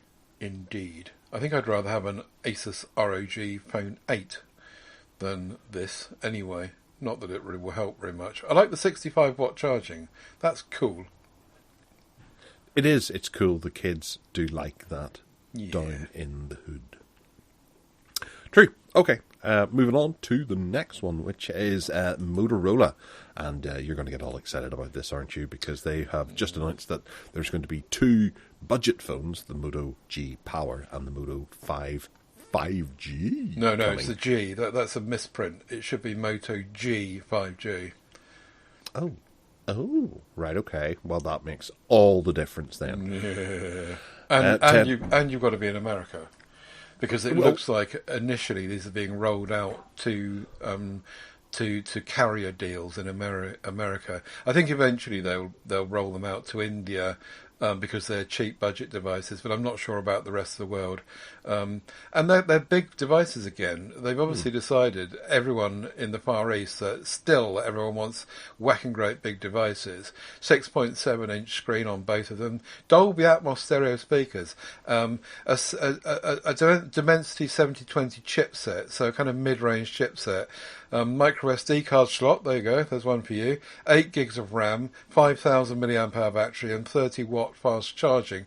And also, not mentioned in the Engadget article here, but mentioned in the other link I put here, in the 9 to 5 Google article about it, is that they are going to have Qi charging. So kudos to Motorola for bringing Qi charging down. I mean, they're clearly getting ready for Qi 2, the Qi 2 standards, where they're going to catch up with Apple on what they're doing with what the MagSafe and all that, and they're bringing Qi charging to lower and lower end budget handsets. So good for you, Motorola. Well done. So get these released out worldwide, and we'll all be happy. Yeah, they're good looking devices, and it's good to see good use of the MediaTek Dimensity 7020 in there, which is a strong chip for a cheap phone. Indeed. But yes, obviously they're not listening to this podcast because we're talking about how great smaller devices are now. Yeah. Fit in the hand ever so slightly nicely, and you can reach the whole way across with the screen with your thumb and stuff like that. Samsung, again, not actually listening properly, are doing the A55 and the A35, which are going to come with 6.6-inch OLED screens with a focus on security, because that's what sells phones. It's going to have the Exynos 1480 system on chip, with an AMD RDNA2 based Eclipse 530 GPU. And I tell you, if you talk to the girls about those in the pub, they will be all over you. It can be paired with either 8 gigabytes of RAM here in the UK or 12 gigabytes of RAM, as they'll probably do over in America, because they need more RAM. I don't know, because they're more productive or something like that. They have 128 gigabytes of storage or 256 gigabytes of storage, depending on where you happen to buy it from, or how much money you have. And which one you're buying. Yes, quite right. Because these are this is for the A35 and A55. Yeah. Well, those are the A55 specs. The A35 settles for the older 1380 system on chip. Yeah, that's right. And it can have either 6 gigabytes or 8 gigabytes of RAM. Okay. Depending on where you go. But there's a nice dazzling array of colours, where there's black, white, puffy pink, or piss yellow. And I think of those, black. Or maybe the white. I quite like the lemon. The piss yellow? No, the lemon. No, the lemon. Yeah, in actual fact, the A55 and the A35 are not really that different. No. Reflected in the price, it's £100 more for the higher end one, but I'm not sure if it's really worth the £100, is it? They're so similar otherwise. And they're if you take the A34 against the A35 and the A54 against the A55, the changes are just really, really evolutionary. Very, very small changes across the board. The A55 is going to have that AMD GPU in there, and the obvious sex appeal that comes from that. So I would say that is worth the £100. And aluminium frame. Aluminium frame, there you go. There's the difference. The A55 is aluminium and the A35 is plastic. Ah, right, okay. Well, there you go. There's another justification for £100. But they both have Super AMOLED panels with 128 Hz refresh rate. But I can't imagine too many people wanting to game on that A35. I think the A55 would be the best way to get into that. They're still big though, aren't they? 6.6-inch screens. You see, there's something that we don't know about the Far East. Okay, yeah, all right. Maybe they use them for everything, because I suppose yes, they live in cramped conditions where computers are not easy to actually have. Laptops sell a lot, but phones sell a lot more because they just have enough space for their phone. And having a bigger screen means that they can do more on their phone. Yeah, and don't need a computer, and don't need a tablet. Although if they stuck DeX on this, that would be an absolute killer. Except that nobody uses DeX anymore, as we were discussing on PSC this week. And you think, well, is this a thing or isn't it? Samsung are ignoring it these days. Motorola are going full steam with Ready 4. Pixel, Google apparently are baking it into Android 15, allegedly, but we're not sure if they are really. There's been some demos done on betas and early adopters on that. Anyway, yeah, more on that on PSC if you want to listen. There's more on here as well, that's me. Actually, on that point, now it's just popped into my head about the S24, which I paired with my Chromebook this morning. And I can do everything. It paired properly. I can now run my apps and all that kind of stuff through the phone hub, which I wasn't able to do with the Pixel. Yeah. I couldn't access my media or anything like that. It wouldn't work. Everything was turned on, and I turned everything on in the S24, and hey, it's happy to do whatever it wants to do. Samsung have just nailed it, haven't they? It's really hard to ignore it. And it's difficult to move away from Samsung once you start using it. I do agree with you. Yeah, but you have to think this is Google's proprietary operating system that they're pushing, and Google's phone that they are pushing, and they don't work very well together. Indeed. Or at least I have found that. Other people may not have, but I have. And it's nothing I'm doing because the S24 works fine. Well, for one thing, one little example is the always-on display. Why Samsung have nailed that brilliantly well, and Pixel, I still can't see the bloomin' thing. Whatever lighting condition it is, it just doesn't show up enough for me to see. Anyway, that's just one example. And Samsung have just done it. They've done it. Well, great. That's what they should rebrand their company as. Done it. Yeah. All right, moving into the name of the game, and this is a controversy. Nintendo has struck a massive blow in the emulator scene for Android, where they have filed a lawsuit against two companies, Yuza and Citra, and demanded that they stop doing what they're doing, which is progressing emulation on Android devices. And on the one hand, I do feel that this is, it's devastating to those people who have gone out and bought themselves a nice Neo or something like that and want to play their games there. But on the other hand, I feel that it is actually kind of necessary, and it should be enforced for current generations. Not for previous generations, but where people are maybe ripping off Nintendo Switch games, then I'd say that that's fair, that Nintendo should be pissed about that, because they want you to buy the game and go out and buy the hardware, like a PlayStation, like an Xbox, like Steam would do. But whenever it comes to something like GameCube or Nintendo Wii and being able to emulate those games on older hardware that you can't actually get a hold of anymore, I think they should just be able to go, that's fine, knock yourselves out. But yes, this now obviously is going to cause quite a few ripples in the world of emulation, as there is a whole market to hardware, whether it be special controllers that you can hold your phone in whilst you're gaming, or Bluetooth controllers, or outputting signal to the TV and playing your games wirelessly, or even just little Android boxes that sit under your TV that can actually emulate hardware. And the likes of the Steam Deck as well. It can actually run an emulator that can emulate Nintendo Switch games, which I guess should really be illegal. But Ted, what do you think about this? Are you up in arms about this? Does it affect you in any way?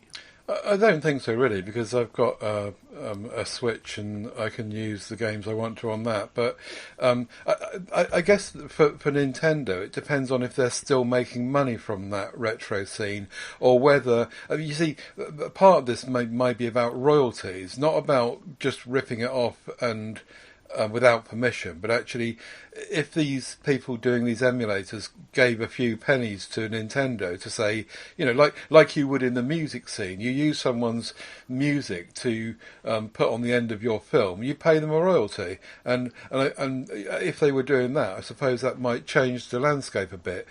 But this seems to be just about Nintendo saying, you're not doing any, and apparently, according to this article, what usually happens with these things is that Nintendo warn the company what they're doing, and the company ceases, and quite often puts themselves out of business, no doubt to then start another company doing the same thing. But in this case, they've actually taken them to court, and they've charged them a huge amount of money, and they've been ordered to pay it. And I think it's just changed the landscape. Nintendo are flexing their muscle here and saying, don't mess with us because we will take you to court and we'll get money out of you. But I thought you'd know more about this than me, really. Well, I think Nintendo always has been very much slapping people down as soon as they feel that their copyright is being infringed, even down to people reviewing games on YouTube. That feature footage of the game and maybe music and things like that, they get slapped down by Nintendo and removed because Nintendo doesn't want that for whatever reason. They have their reasons, and I'm sure there's lots of people who will suggest reasons, but where you have something like Super Mario Wonder, well, that was the new game that you bought recently for your Switch, Yes, didn't you? Yeah. And you paid 50 quid for it? £37 was on a special deal, wasn't it? £37. It should have been 49, yeah. It's just being fully ripped off and put onto the likes of a Steam Deck. For the lack of a knowledge of other gaming platforms, you can get an emulator for the Steam Deck and sit and play Super Mario Brothers Wonder. So That's people not fair, who are... no. No, that's not fair. But where people are making innovations and being able to reliably and smoothly emulate the Switch, the easiest thing for Nintendo to do is actually go to the source of the people who are making the emulators and destroy them, rather than having to chase after the people who are ripping the cartridges and putting them online, because they're going to be useless to people if they can't play them on anything. Oh, I see, right, yeah. Yeah.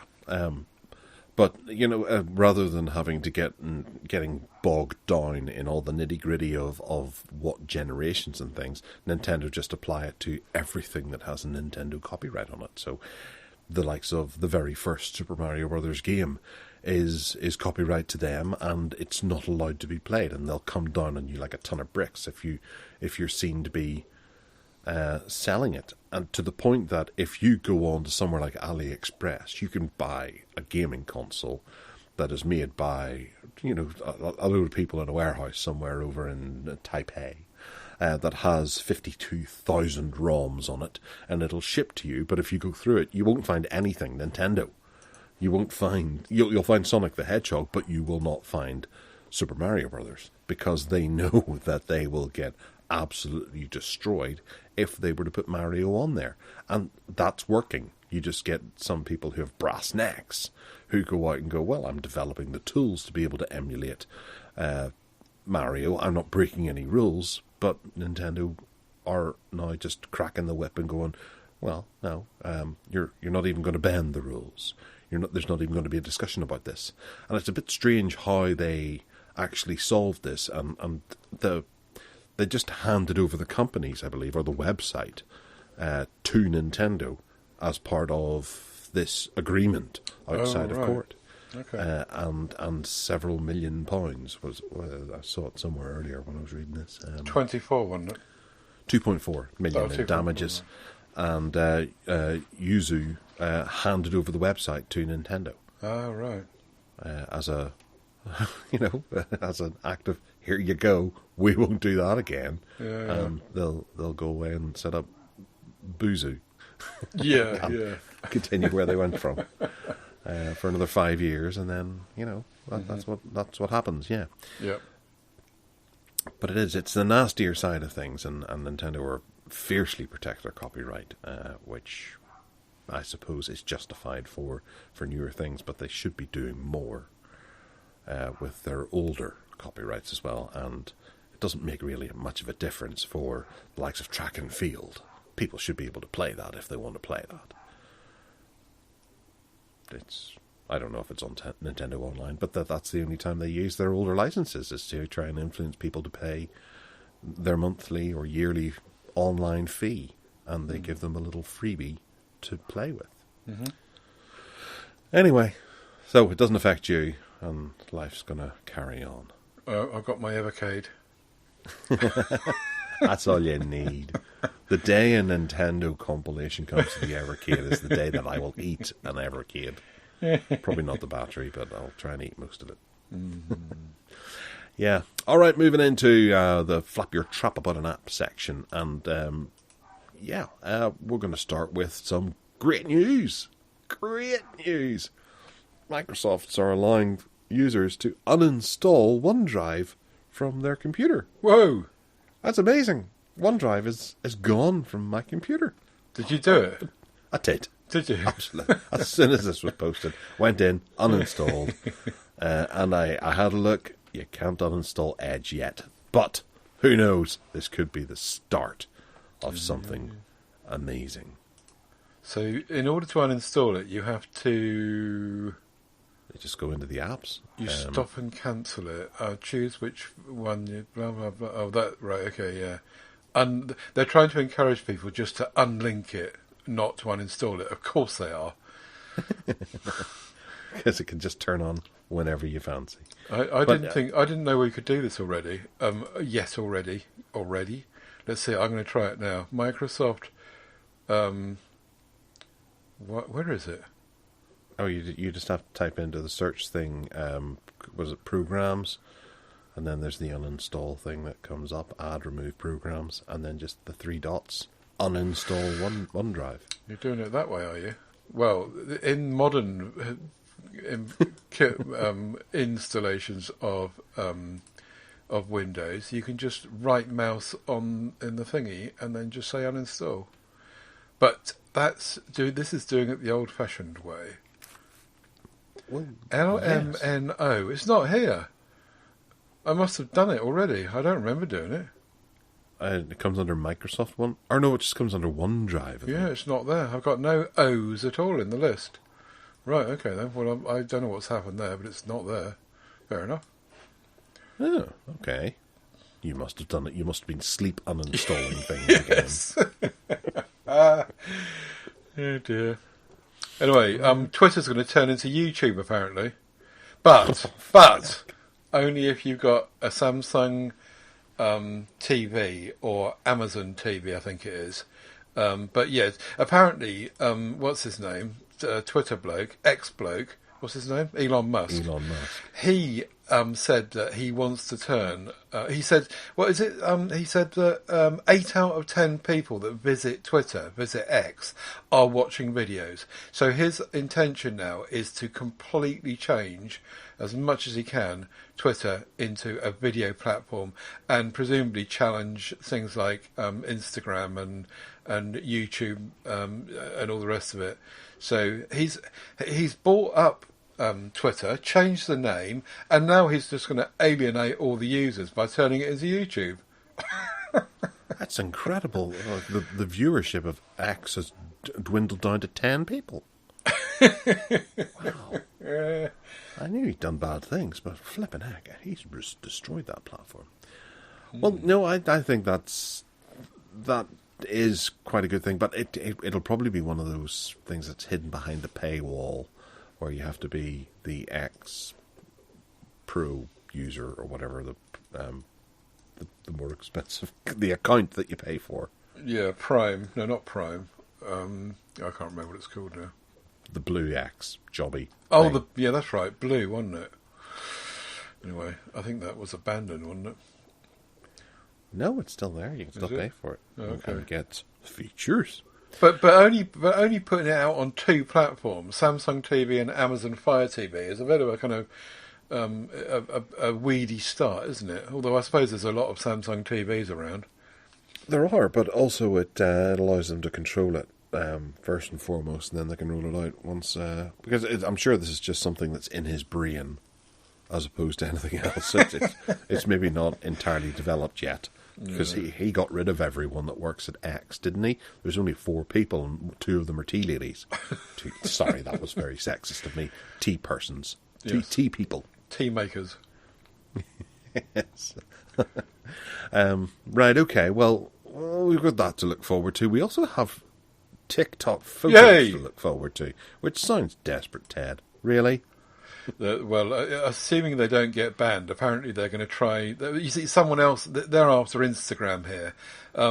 Someone's uncovered the code in the application apparently that TikTok are working on this photo thing. They're going to challenge, Google Photos and Instagram and anyone else, and provide TikTok users with a photo outlet. Probably more fuel for the Americans to say we must ban them.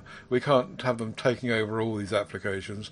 And then Zuckerberg will be in there saying, no, I agree. And Trump will be in there saying, no, let them do what they want. This is good for the economy, etc., etc. Go back to the previous argument. But yes, TikTok photos, well, I wouldn't use it. That's not what I want TikTok for. Yeah. Well, obviously they need to have something for people to go there and enjoy that isn't the normal shit. Right, okay, we'll just move on. I don't really have any opinion on that at all. It's another service that I'll avoid. Yes, indeed. Do go to Google Gallows and Chrome Corner here and tell us what's happening in the world of the big G and C. Google is preparing an app mal. For Chromebooks. Now, apparently, just to give you the quick rundown, up until now, there are various ways that you can get apps onto your Chromebook. PWAs that we've known about for a while. There's also now the Play Store on most Chromebooks that works. There's also the Steam system, which you know mostly about.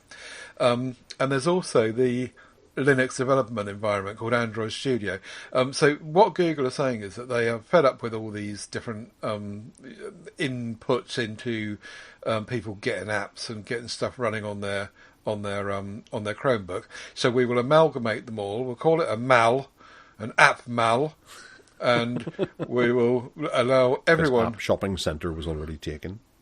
Yes, we'll allow everyone to put it in the same place. Now, the first thought I had was about this is this just smells like the web app store anyway. What used to be called the web. What was it called? The web. The web store. Because I think that did a very similar thing. But anyway, this is going to pull it all together, and we'll have a mal to get all our stuff on Chromebooks, which will be interesting.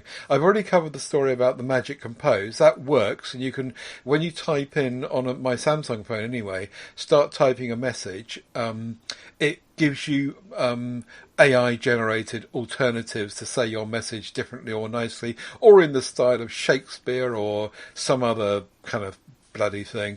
And so that we spoke about that earlier. Also, we've got sister, perhaps. Yes. Anyway, I was trying to think of the big hit. What's it called?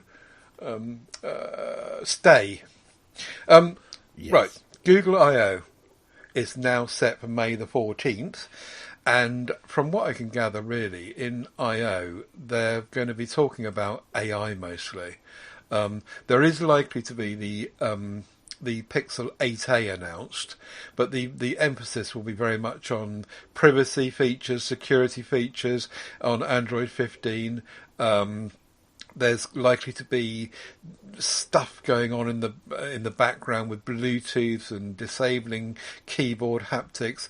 There is some stuff to do with Health Connect, which is currently not integrated but will be then, and Find My Device, which is the next story actually, because on Android 15 the Pixel 9 is going to be released with Find My Device, which is a service very much like Apple's one, which means that even if your Pixel device is turned off, it will still be able to use the Bluetooth to locate it on their Find My Device system. It retains apparently a very small bit of battery, which is kind of ring fenced in order to enable this to happen. And it will use the network of people's other devices, much like Apple do, to locate your device, even if it's turned off. So those were my summaries for Google Gallows and Chrome Coroner. Well, yes, yeah, that's interesting about the Bluetooth on Find My Device. That's very useful. Mm-hmm. Very useful. Right, okay, May 14th. Calendar has been set. Looking forward to seeing what happens there. Indeed. Grand. Nothing in Harkback this week, although the iRiver that I harked about earlier in the show would certainly qualify for that. Yes. Indeed. Moving into the bargain basement, Ted, we're going to start with you. Motorola Edge 40, which is last year's model, and it's cheap because now the Edge 50 and 50 range has been established, so not surprising really. But the Edge 40 did have a promise of 3 OS updates, so it will still be worth buying at 299 quid. Plus, I'm being offered 5 months at 60 quid. For 5 months. This is the Viva Magenta version, 256 8GB RAM, been reduced by about 40 quid. But yes, it seems to me, looking through my bargain basements this time, is that Amazon are offering me 5 months on absolutely anything I want to buy. I'm not quite sure if that's the same for you, but it is for me. No, they seem to take their time, or take turns, don't they? There's a couple of products that I'm thinking, I wouldn't mind clicking the button on, but I'm not going to pay the full price right now. Maybe it's because I returned something recently, and I didn't finish it. I paid the first installment, didn't like it, and then returned it. Naughty. Yeah, that might have scuppered me. But there's it's a new piece of hardware that I've never seen the likes of before. And I saw a video on it the other day and I thought, I need that in my life.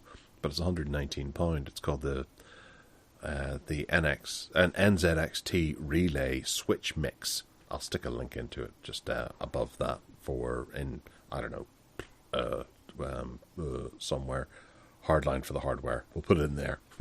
Guess it's sensible where you can find it all.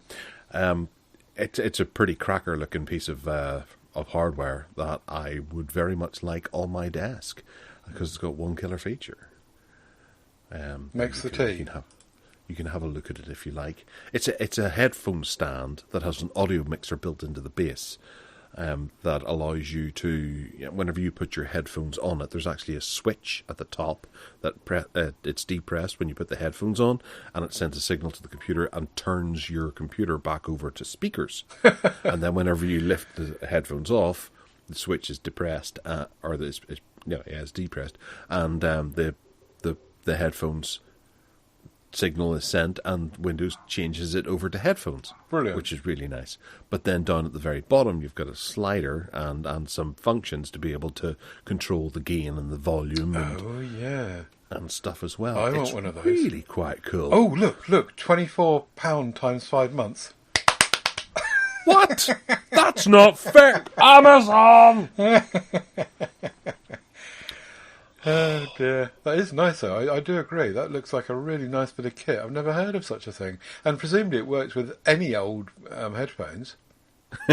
Well, probably newer ones would be better, but you could. If it's got a 3.5mm headphone jack on it, then you're good. It has a headphone socket on the front and then again at the back, because obviously you have to hook it to the computer, but this does all the tinkering around, and I think there's a USB that you have to hook up for the software to work. Very nice. I really do fancy those, but I don't want to pay the money, have it sent over, and then have to try and get a refund or something like that. I'd rather just happily just pay it off month by month. Yeah. You're more likely to keep it that way. I think I am, yeah. All right, well, moving on to one of my picks in the bargain basement was the Tapo 2K Quad HD outdoor security camera. It's IP66 waterproofed. It's got motion detection and things like that, and it's just a nice little camera that will fit into most home assistant setups if you have one, and it's been reduced in price from 60 quid down to 40 quid, and it's Tapo, so it's got to be fairly good. It doesn't support power over Ethernet, which is a bit of a shame. That would be nice if it did, but otherwise I think it looks like a nice little security camera that is quite small, sits outside, and can film stuff and keep your home safe. £13.33 times 3. Good grief, Ted. It's, honestly, everything I look at on Amazon, they're just offering me terms. It's really odd. Bizarre. Yeah, that's not fair. Including the Pixel 7a and we've featured this one before, but it's cheaper than ever now. This has got the 30-watt charger bundle, and it's been reduced down to $329 now, or for me, £65.80 times 5. It's an Amazon exclusive because you don't normally get a charger with it, as we've said before. But and presumably it's coming down because the 8A is about to be announced at Google I/O, as we said earlier. Yeah, I suppose. Yeah, that's a good reason. Also, I cancelled my Prime, so maybe I don't get that anymore. No, oh yeah, naughty. Well, I'm not paying 95 quid just to be able to get sold monthly stuff. Right, next up is the eSynic. It's ESYNIC. So it's not eSync. There's an I in there between the N and C. Weird. It's the mini wireless keyboard, which is 2.4G XMB, which obviously is Xbox Media Center. I don't think that exists anymore. That became Plex and Kodi, didn't it? Keyboard, touchpad, mouse combo, multimedia, portable, handheld Android keyboard, compatible with Google TV, Google Android TV, HTPC, IPTV, Raspberry Pi 3, PS3, shows you how old this is, and it's got the British layout, which is all important because I ordered a keyboard recently that had a German one, even though it looked like it was going to be German, or English, or UK. But this is down from £15 to £9 and 94p. Good grief. There's a Style B as well, which is out of stock, but I prefer this wee one because it's that people will know it when they see it. It's got a touchpad on the top, and it's got a D-pad to the left and right of it, and it's got a bunch of dedicated buttons, and it's kind of it's got a kidney shape to the bottom of it, so it sits nice on your thigh, and it's just a decent wee keyboard. Would it work with the Roku? Ooh, it might, but then it might not. The only way to find out is you've probably got 6 months instalments on this at £9.49. No, I haven't. This is the first thing today. No, mind you, it's only £9.94. What do you expect? But I think they're really handy little things to have. You know, having set up my Android TV again yesterday, I had to go and type in my poxy email address using the controller, and it would have been just nicer to do this. Yeah, agreed. Agreed. I sometimes I'm typing for things. I know I can say it, but I don't like talking to computers. No. Typing in YouTube things on my Roku to look for videos, and that's how I would use it. I wouldn't say that out loud again. The neighbours are going to go, "Oh, he's watching that again." Naughty. Right, Yep. the Zoom H6 is next, which is a splendid Zoom recorder. and the H6 is now reduced from, well, it was 290. I got a feeling it was 350 quid when it came out, but anyway, it's 189 quid now, and they're offering me £37.80 times 5. You were after, well, not the H6, but you were after a Zoom recorder a while back, weren't you? I think I was looking at the H4, but yeah, I don't know. I'll go there and have a look at it. It's not for sale. I'll go away again. The Zoom 8 looks very like the creatures from Star Trek 2 that go in your ears and control your mind. Oh, the H8. It's in a shape of an 8, isn't it? Yeah. Yeah. It looks like the creatures from SETI Alpha 6. Nice. Or SETI Alpha 5. Or I can't remember. It's been a while. I'll have to watch that again. Okay. Next up is I just realised how much I appreciate my dash cam, and I went having a look to see if I could find another one because I was thinking about sticking one in the back. And this is the Garmin Dashcam Mini 2. This is a super compact dash cam with 140-degree field of view, voice-controlled, incident detection, dual USB charger included, and it's only £100. It's a dinky wee thing. It doesn't take up too much space on your dashboard. It is mini USB, but then that's fine. It sits in your car and you just plug it in, forget about it, and you just use it when you need to use it. Unfortunately, I think it's micro USB, isn't it? Is that not what I said? I think you said mini, but I think it's micro. Yeah. Yeah, sorry, I've got mini on the head because of my iRiver purchase recently. But it's the sort of thing that you hope you don't ever have to use, but it's very nice to have there. And 100 quid for that little extra bit of car security isn't too much of an outlay. I have a Next Dash, which is a rather expensive dash camera, that I put up, and it records in 4K at 120 frames per second or something like that, or 60 frames per second. And I don't really ever use it. It was a lot of money to put in, and I keep thinking, what's it there for? It's a bit of a shame. So, this would be nice. £20 times 5 on that. There must be a limit. Maybe it's if it's got to be over 50 quid to get 5 months or something. Possibly, yes. Yeah. Okay. Now, I've got the most lovely Chromebook that I've seen in the last year. It's not a Chromebook Plus, technically, but it has got the stuff inside it to make it comply with Chromebook Plus, so there's no worries on that front. It's the Acer Chromebook Vero 514. I might have mentioned it before, but it's down from 599 quid now to 429. This was up and down a bit at Christmas and on Black Friday and all the rest of it, but it seems to have settled at 429. It's a i5 256 gigabyte, 8 gigabyte model, 14 inch, and it's made from all this kind of recycled stuff. I recommend, if anyone's looking for a Chromebook, check this one out.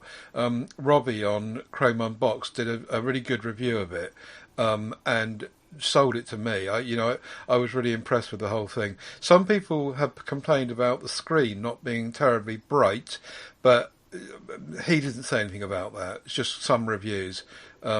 And I really, really fancy this. But they're not offering me terms on this. So the only thing that I'm really tempted by, they're not doing. Anyway, yeah, really nice Chromebook. The Vero, the Acer Vero 514. Yeah, it's only 8 gigabytes. Nah. You're all right. Yes, and the last one from me is the new phone, the Honor 70 smartphone. This is a 5G, 8 gigabyte of RAM, 256 gigabytes of... Wait a minute. I just said 8 gigabytes of RAM. You did? It's got 12. Oh, is it? It says 8 here. Well, have a look down at the specifications, and it says memory storage, 12 gigabytes of... That's memory storage. Memory, 12 gigabytes. Yeah, it does say it further down, you're right. Yeah, it's just the title that has 8 gigabytes. I hadn't noticed that before. That's a bit odd, isn't it? Tis rather. And looking through the Well, I'll carry on. It's £234.99, which is 234.99. It's got a 54 megapixel triple rear camera, 120 hertz, 6.67 inch OLED curved screen, Android 12, 4,800 milliamp hour battery, and it comes in midnight black. But further on the comparison thing, further down it says 8 gigs as well on the little table thingy. But the next one down says 12 gigabytes. That's really confusing, isn't it? It is. Rather, yes. Unless maybe they're just they're dragging in the specs from the wrong place. Well, the only worrying thing about it really is that it's arriving on Android 12, which is just about to be 2 years old, and who knows what Honor are like at updating the OS. I've no idea. I've never really had an Honor device. Have you? I have. I've had a couple, and I found them to be rather good. Right. But it's Magic OS, so it'll probably get the latest version, I would imagine. It looks like a lovely curved screen. I'm still in the camp of liking curved screens, incidentally, and it's not ridiculously curved. It looks like it's just subtly curved, a bit like a Galaxy S8, in fact, which you mentioned earlier. Or like a Pixel 6 Pro. Yeah. Anyway, yeah. That's one of the things I'm glad to get away from with the Samsung Galaxy S24. Yes, indeed. Right, last shout out for the good old US of A. For anyone that fancies a Marshall speaker, you can't get these deals in the UK, but I'll put a link in anyway for Amazon USA, which you can probably get imported. If you fancy a Marshall speaker, then in Amazon USA, they're all kind of on drop prices at the moment. So have a look at that. Yeah, cool. All right. Well, that about brings us to the end. That's 2 hours and change. So let's wrap up. You can get in touch with us by emailing us at gareth@techaddicts.uk. You can find Tech Addicts on Twitter. You can also find me on Twitter at Gareth Miles, GarethMyles. I have my Mastodon and my GarethMiles.com, where you can find out more about me. Ted, where can they find you? TedSalmon.com. That is where I am. There you'll find links to all the stuff I do, audio podcasts and the MeWe groups. And if you're not joined into our MeWe groups, then come and join us. You'll find it all there. And if you want to buy me a coffee, you can do that. In thanks for what I do, paypal.me/Ted Salmon. Those of you who don't value what I do, then forget all that. Yeah, I think everybody values what you do and gives you massive amounts of applause and praise for having to tolerate me for 2 hours on a Sunday morning. Yes. All right. Well, we'll talk to you in a couple of weeks' time. Have a lovely fortnight. Don't do anything we wouldn't do. And don't forget Projector Room on Wednesday. Listen to that podcast because it will be full of lovely stuff to do with film, cinema and TV. Good call. Right, I'm going to stop yawning and sign off. Bye.